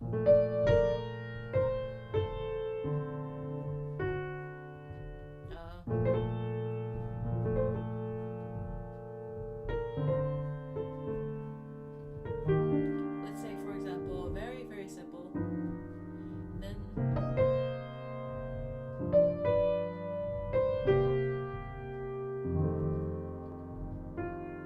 so that's gonna be like the basics of improv. Is the core to improv is not to make up a whole bunch of stuff. The key to improv is understanding what belongs to what, and then creating cohesive notes that belong to those sections. And that's why I think in terms of like, well,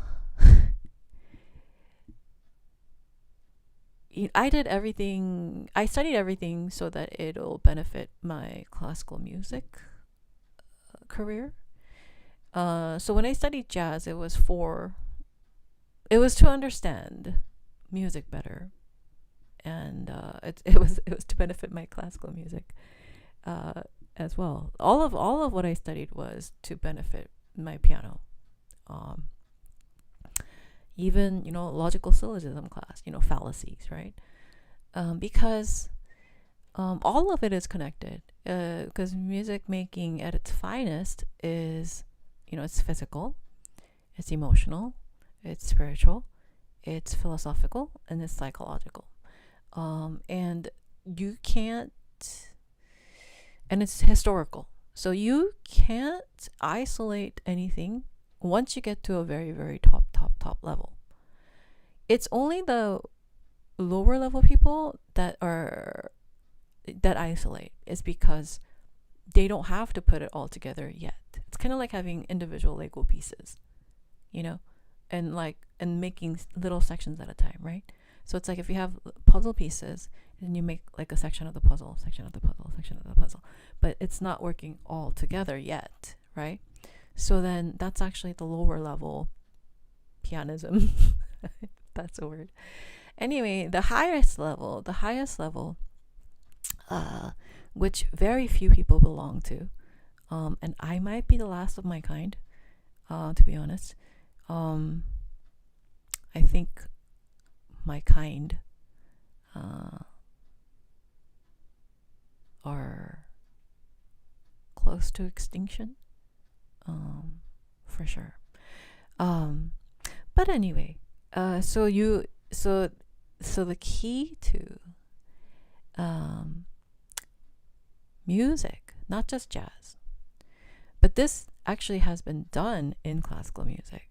So all the composers, Chopin, Mozart, Beethoven, Bach, Prokofiev, Schubert, they all composed with these principles. Now, people who are just from jazz, right?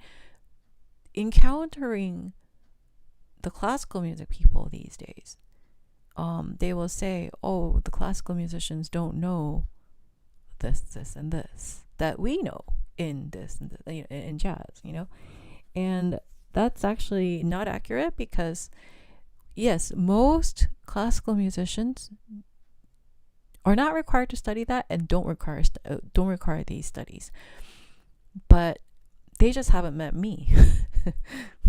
You just haven't met the top of the top of the top. You're talking to people who are still studying or don't know that they should be studying more, right? So then if you meet somebody like me, then I clearly know what the essential points are in jazz, right? But it's not that jazz is better than classical music. To be honest, nothing's better than classical music, because everything is a derivative of classical music. You can't be better as a part of a whole, which might not make sense, but if you know music as much as I do, which, to be fair, I won't hold it against anybody, because there isn't anybody who knows more about music than I do, in terms of actual skills and the theory part of it. So the combination of able to do world's best playing and knowing the music to the extent that I do, I am one of a kind. And so I wouldn't hold it against anybody. But when the jazz people say, oh, classical musicians don't know this, and therefore jazz is better, it's not true. Jazz came from classical music. It's not true. It's classical music has done it all. By the time that jazz came around, it's been done. You just don't know classical music. Anyway, so the biggest thing about jazz is its structure and the understanding of structure. How well do you understand the structure is key to jazz and key to improv. So for me, because I'm at a very beginning level of improv, there's these I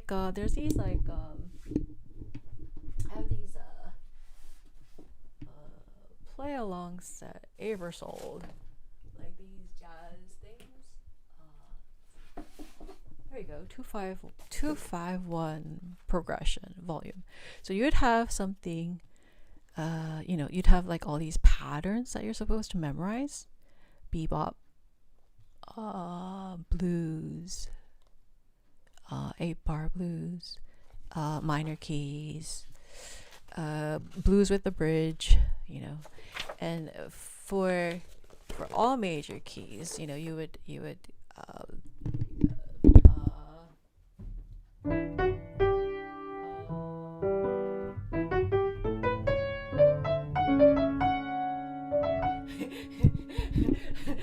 and then this actually reminds me of Zelda.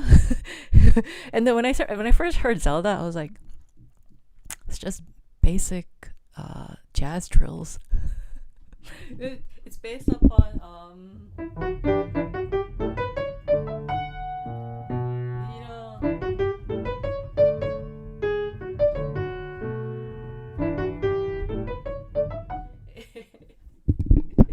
It's a very basic jazz drill that a lot of jazz musicians do. Anyway, but you have all these patterns, right? So the 251 is very important. 251 is very important because of it tapers. So it's not like a go go go go go. There's green light and there's red light in music. There's sections that signal green light and there's sections that signal red light.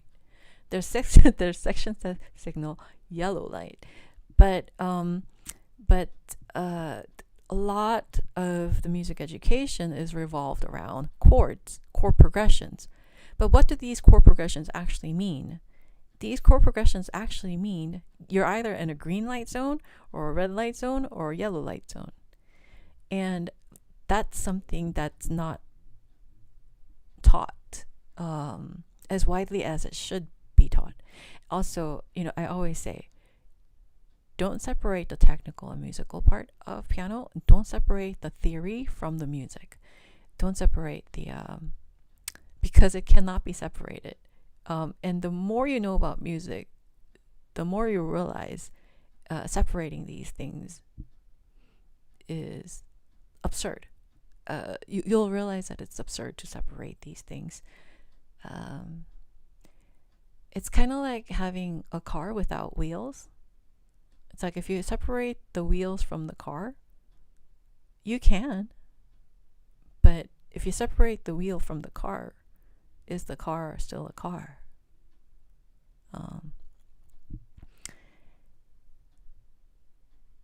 Anyway, or is a wheel still a car? Is a wheel still a car, or is a car still a car? The body of the car, you have to have both in order for it to be a car.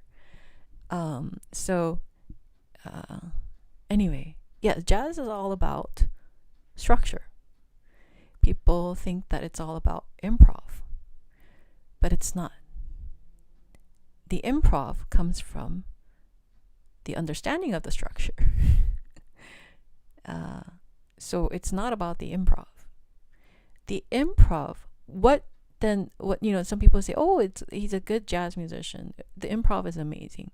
What that means is that this person understands the structure so well that they could substitute chords other than the 251. They could substitute scales instead of the 251 scales. They could substitute it, and they could produce materials, right? But everything in jazz is based upon structure. And in that way, it's not better than classical music, because if you look at classical music structure, it's a it's a varied structure. There's a lot of variants of the structure. But when you look at jazz, the structure themselves, the templates, are very limited. What they do with it is incredible, obviously, but is there a shortage of that in classical music? No. So you really need to know your music really well to talk to somebody like me because it shows what you know and it shows what you don't know. So if you want to talk to somebody like, like when you're talking to somebody like me, just remember, I mean, there aren't a lot of people like me, thank goodness, right? But just remember that most of the time you won't be sounding smart, because you'll have a part of the information but not the whole. FYI.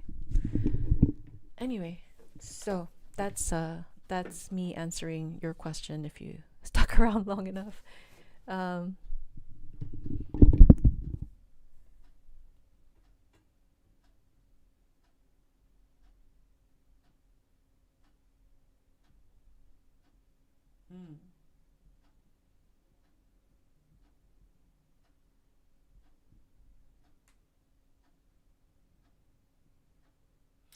The Model D, I know, right? Yeah. Oh, no hablo español. Sorry. No hablo español. Yeah. Yeah.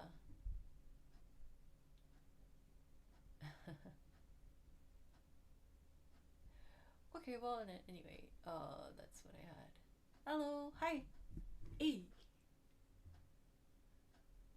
Jumpy, jumpy, jumpy, jumpy.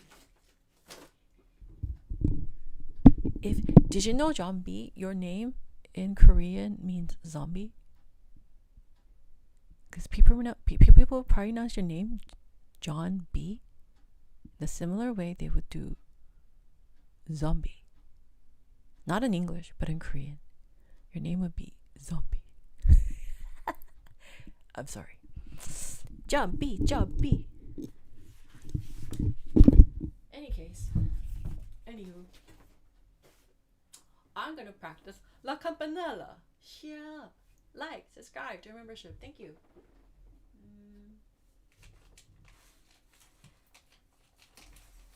Oh, I should practice this one. Liebesraum. Oh, I have so much to practice, guys.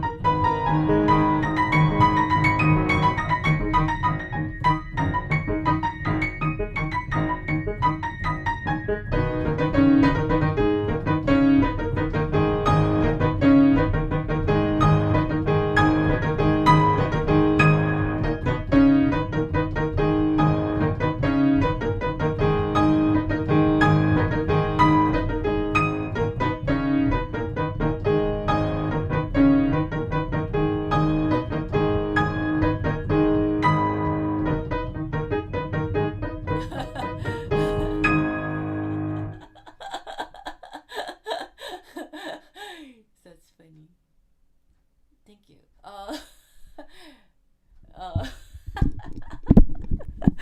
Mick says, I'm very sure you learned piano before you were born to reach this level. Actually, can I tell you something funny?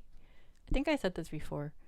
My mom's a pianist, and she played certain pieces before I was born, and then not after I was born. So she played these Beethoven sonatas, these Schubert impromptus, like certain pieces, not after I was born, but before I was born, and then she moved on to like other pieces. But then one time, she said that I came up to her, and then because we were listening to a radio, and then or it might have been on TV, but we heard something, and then she said I was like 3 or 4 or something like that, and I said, hey, this is my mom's piece, and then she said I danced around like this, and she said, oh, my mom played this, and my mom said, I never played it for you, my child. But then she said she was pregnant with me while playing these pieces or whatever. Like, I guess during the months that I was in her womb, I heard it, and then after I was born, she moved on to like other set of pieces, and I guess, but yeah, so I've heard Schubert impromptu in my mother's womb, and certain Beethoven, like Wallstein, certain Beethoven sonatas in my mother's womb, and I remember hearing them vividly. Anyway, it's quite weird, right? So I sound very weird, I know, but it was real, and then she was like, how'd you know? She was so shocked that she said she was so shocked that she did like a whiplash, and how'd you know? Like, she yelled at me, and I was like a little baby. Yeah, it's like I was a little baby, and she said that every time I would hear like a Beethoven Wallstein or a Schubert impromptu or things like that she didn't play, after I was born. She said I would come up to her and be like, they're playing your song, they're playing your piece or your music. I would say something like that, and then she'd be like, how'd you know I played this? It's like, how would you know? And I said, you played it. Like, Mom, you played it. Anyway, true story.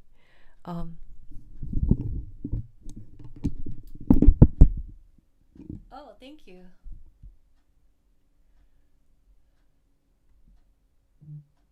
Yeah.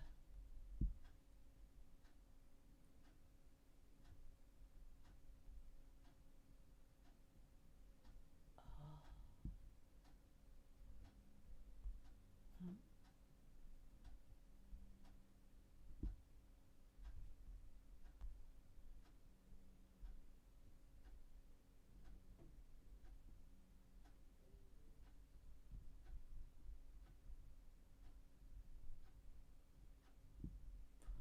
Okay, well, I'm gonna practice this. Yeah, that's so cute. Imagine a mini Christine telling you. It's amazing story. Yeah, I mean, but if somebody else said it, I wouldn't believe it. Like, I really like some of the stories that I have. Like, I wouldn't believe it if anybody else said it. Like, oh, I saw a floating hand. What? Okay, you're just weird. I wouldn't believe it. Or like, I get prophetic dreams. What? I get visions at night. What are you talking about? Like, if somebody lies to me, I get I get the truth in the dream. Like, what? What do you mean? I wouldn't believe it. If somebody else said the same thing I did, I wouldn't believe it. But yeah, that's what happened.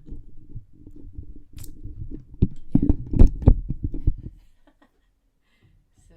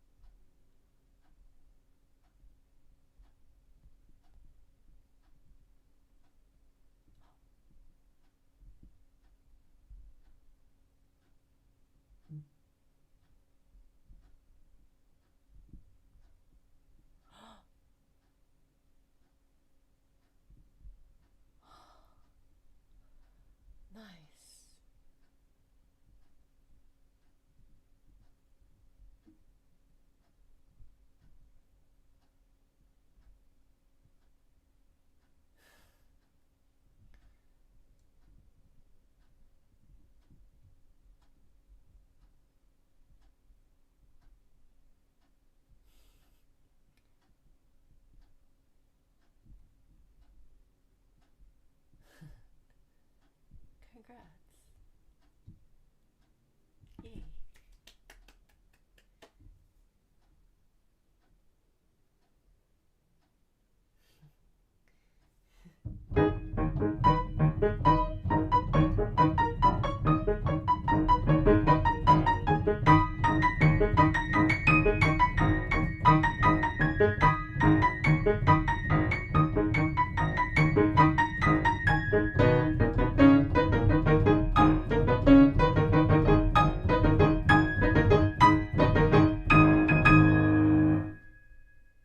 Nice. Very nice.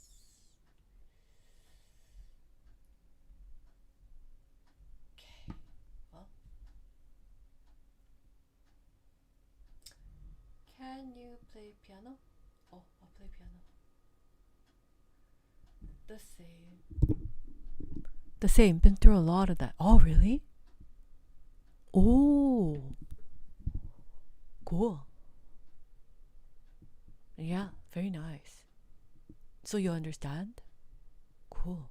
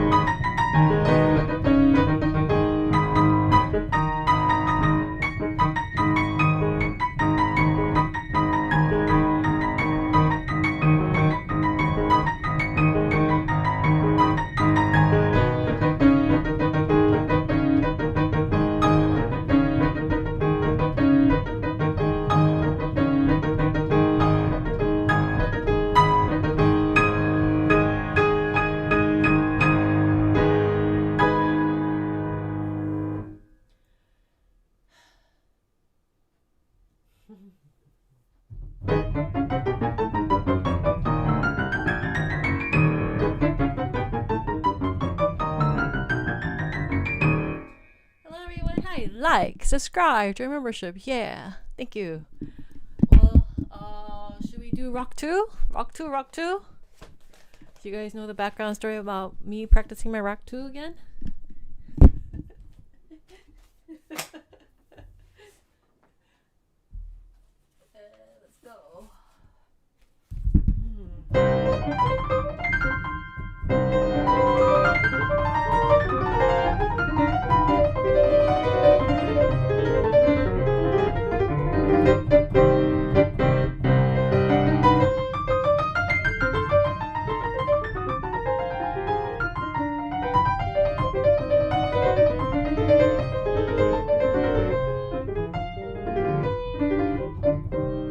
What are these emojis?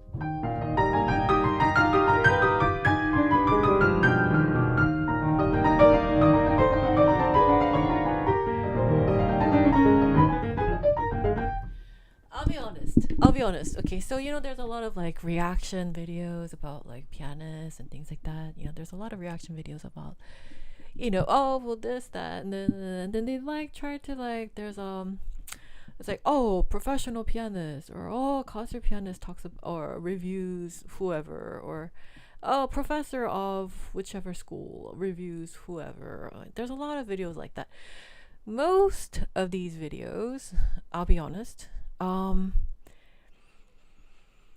they don't have enough skills or credentials or performance experience. They don't have experience. They don't have enough to be evaluating somebody who has more experience than them. Okay, that's just in general. I'm not saying all of them are like that, but in most cases, anybody who comes out with kind of like, okay, let's just be very, I don't know, obvious. Most of the time, when somebody says, I'm reviewing so-and-so, I'm evaluating so-and-so, or, this clip of so-and-so, it's still, whatever it may be, whether it be positive, whether it be negative, it doesn't matter. Most of the people who's doing the review, they're not qualified to be putting their 2 cents in. They're not qualified to be giving their opinions. And if they're not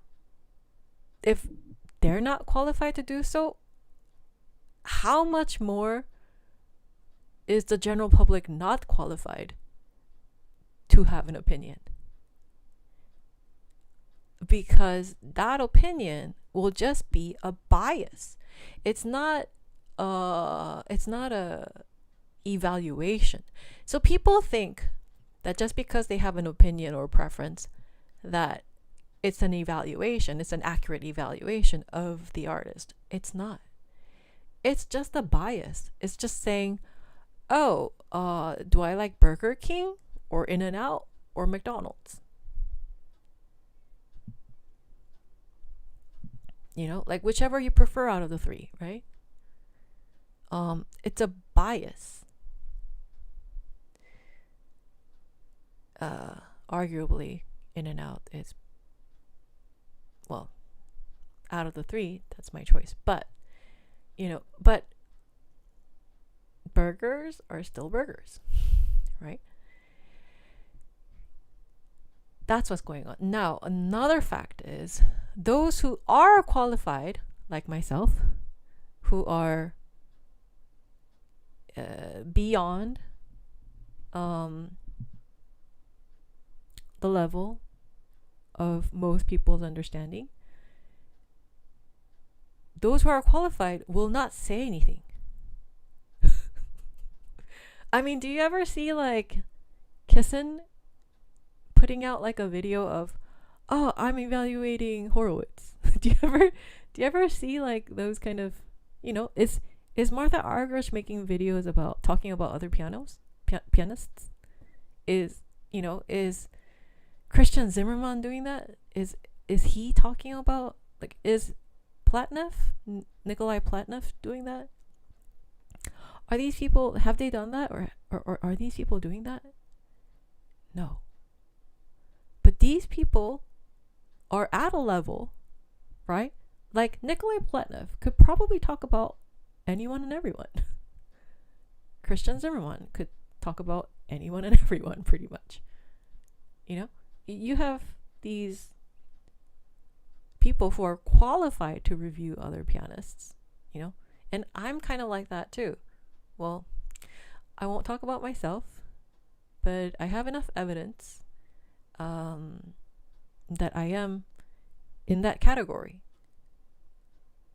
But I don't talk about other pianists either. That's just the way it is. Because we know how to evaluate based upon evaluation. Our opinions are actual evaluations. As opposed to anyone below our level, it's not evaluation. It's just an opinion. It's just a bias. It's just a prejudice. It's just a prejudice and bias. And it's just an opinion. Because unless you really know something about something, it's not an evaluation, right?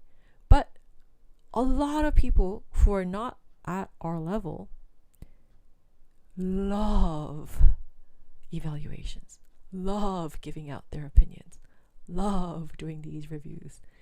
And so I don't know. I don't know why. I don't know why it's like that.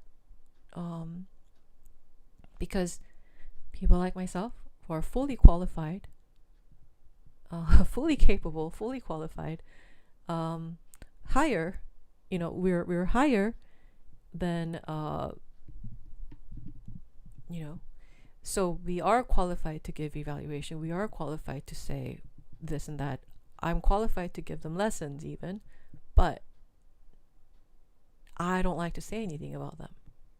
And neither do these people who are fully qualified on giving lessons, on evaluating, we don't like to talk about other pianists. It's kind of weird, right? Anyway, I'm going to start practicing.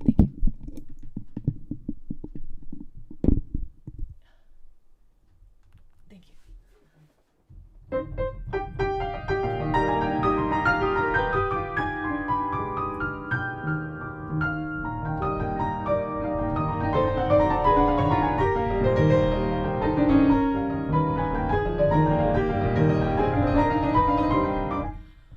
Hold on, I think I got. Oh, I knew it. I knew it. I knew it. I knew. Hold on.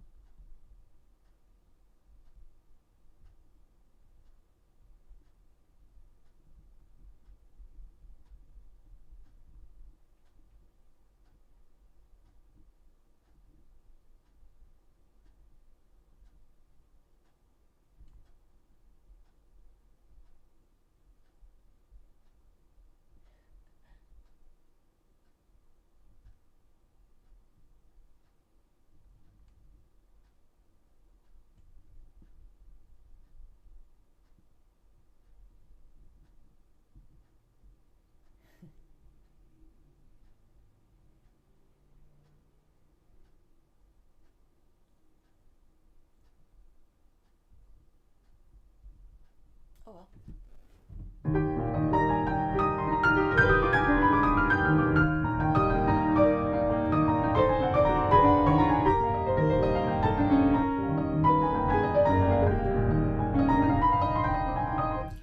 General population is just victim of linguistic ambiguity, not understanding.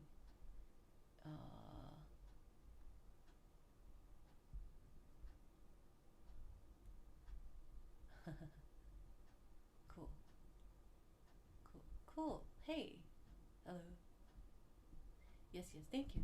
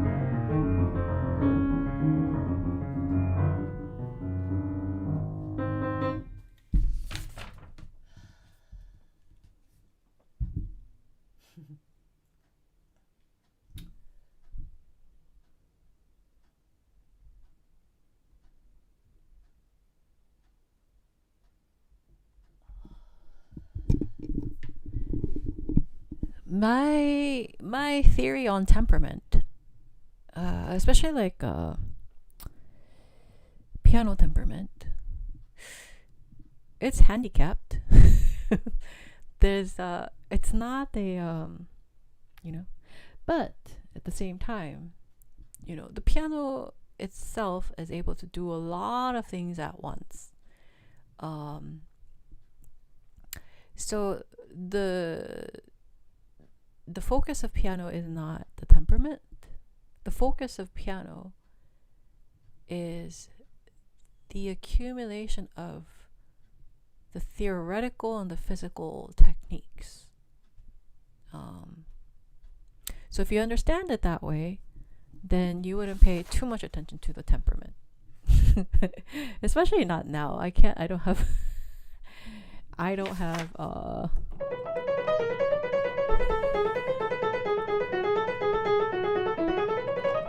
don't have any right to talk about temperament at this point.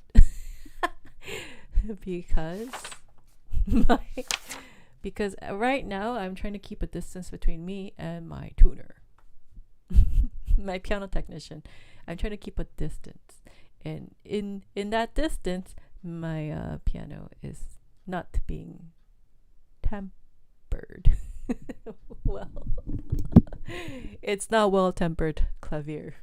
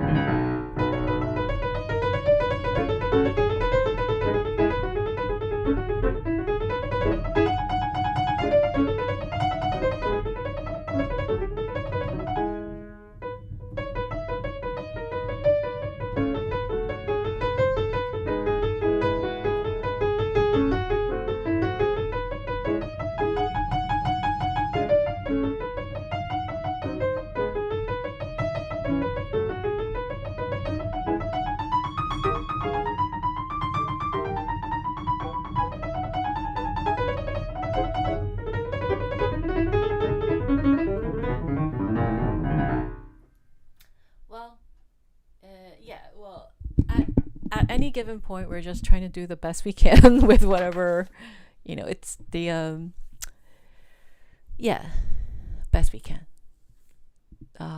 Whether it be my current situation with my piano technician, or whether it be the equal temperament. Yeah.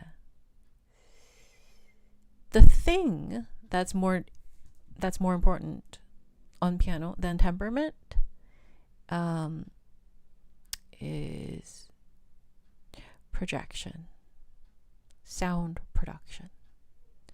That's a lot more important, especially for a top world's best class concert pianist. It's not the issue of the temperament. It's the issue of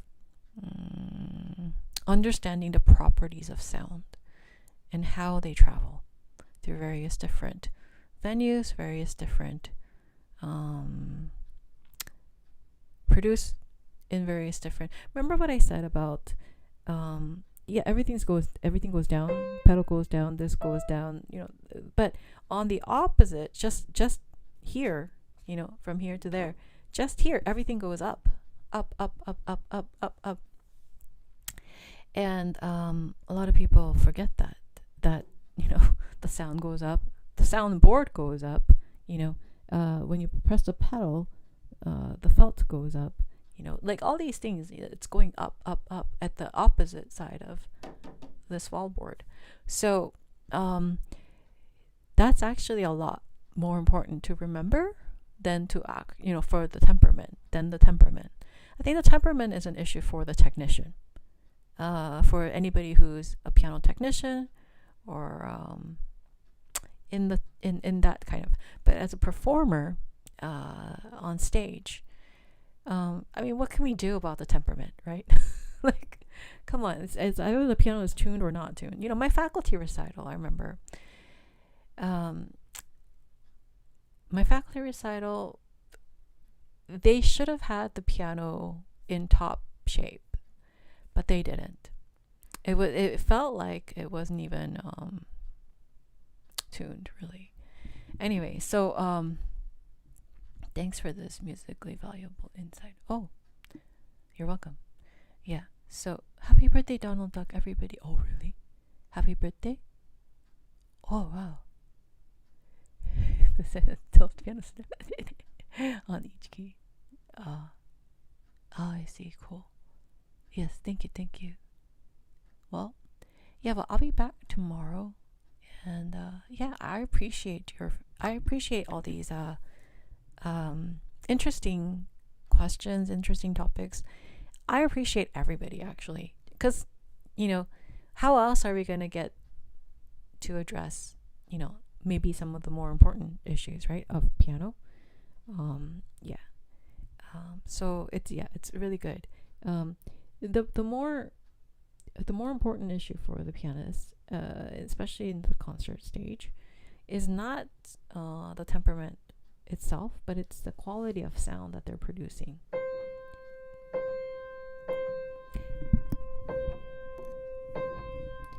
And how there's sometimes it's gonna have a lot more ring, sometimes it's not gonna have a lot of ring. It's gonna be proportionate to the quality of sound. Anyway, all of this has to do with every single finger controlling every single for example, in Claire de Lune,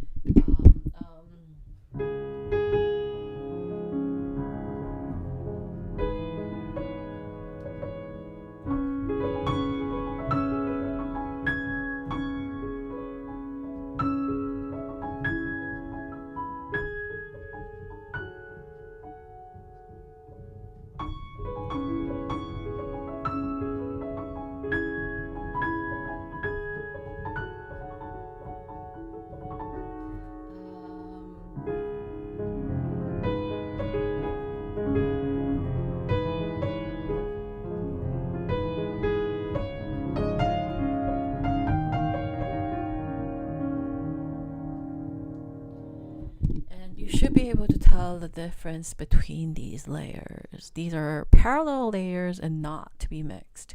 So, and these kind of techniques are what sets a top world's best pianist apart from ones who are not. The ones who are not able to control, then their sounds will, be heavy and will mingle with.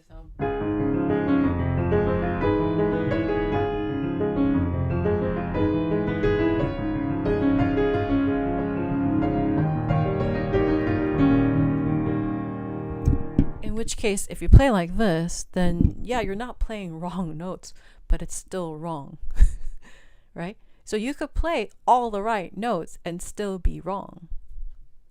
And that's something that the general public, doesn't know yet because they haven't been told, right? Most of the ignorance of the general public is due to nobody telling them. Nobody telling them this is how it is, right? You could play Debussy with all the right notes and still play it wrong. And that's the real issue with concert pianists, is that imagine somebody playing all the right notes and playing Debussy completely wrong, but still having a very, very active concert career. That's actually the state of today. Somebody who doesn't play Mozart right, Beethoven right, Chopin right, Debussy right, they could play all the right notes, but they don't play Chopin right. They don't play Debussy right. They don't play Ravel right. They don't play Bach right. But they still have a very active career. And that's the state which we're in. It's the current state. And people say, oh, this is the right note, this is the wrong note, she's playing wrong notes, she's playing right note. But they don't know that you could play all the right notes and still be wrong. You could still be very wrong. For example, I was playing Twinkle Twinkle earlier, right?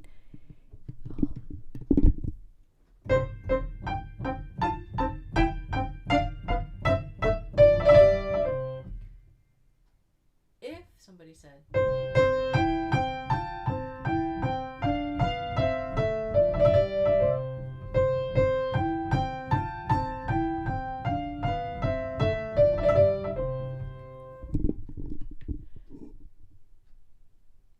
they're playing all the right notes, but it's wrong. So, for example, I won't say who it is, but there was, I won't say who it is, I remember his name, but there was a guy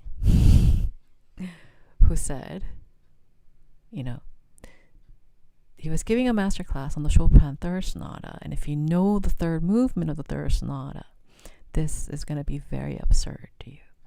He said, don't use any pedal for the third movement of the Third Piano Sonata of Chopin. And he was a pianist of very active career, very active concert career, based in Europe, And another thing is, anyone who studied in Europe is better than anybody else who studied elsewhere. That is totally false.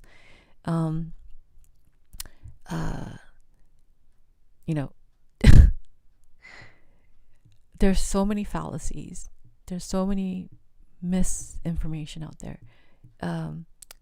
He said, this guy, right? So I'm itching to say his name, but I won't. But this guy said, this section,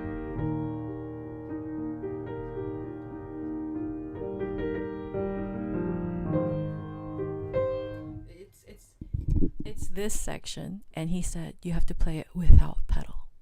He was giving a master class. He was in position to give a master class in a reputable institution, and he said play it without pedal. The faculty didn't say anything, But all the students walked out of that master class vowing never to support this concert pianist. We talked about it for like a week or something. Like some of us just talked about, like we just mentioned his name and we're like, how did he even get his career started? You know, like he said to play it like this.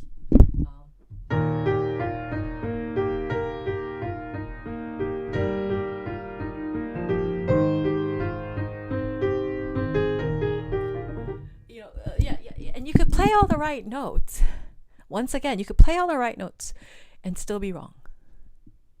And that's something that the general public does not know. So they're fixated on speed, right note, sounding musically, and that's to them, that's all piano is about.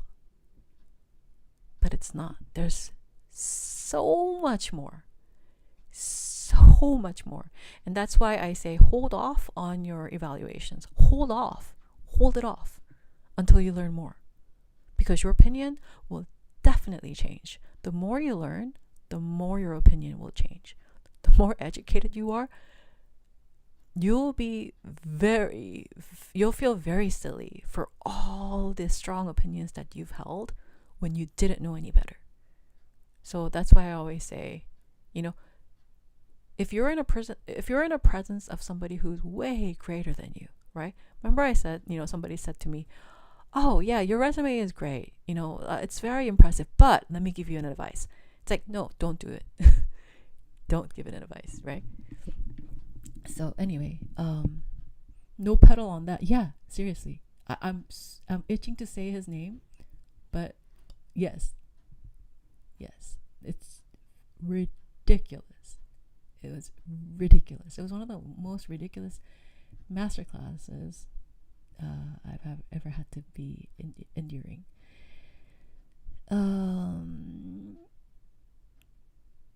Yeah. Oh, okay, cool. Anyway, so that's that. Well, with that, I am gonna sign off. I'll be back tomorrow. Mañana. Tomorrow. There.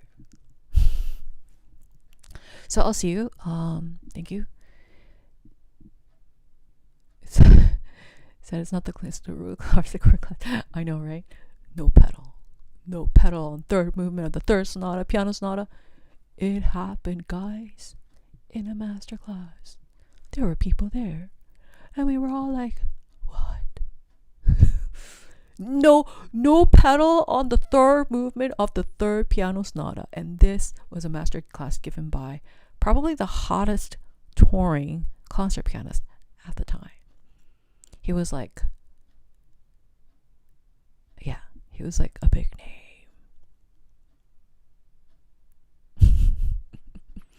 Anyway, yeah. But I won't say his name. But anyway. All right, well, I'll see you. Thank you. Like, subscribe to membership. And I'll see you tomorrow. We'll have more fun tomorrow. This was very fun. Bye.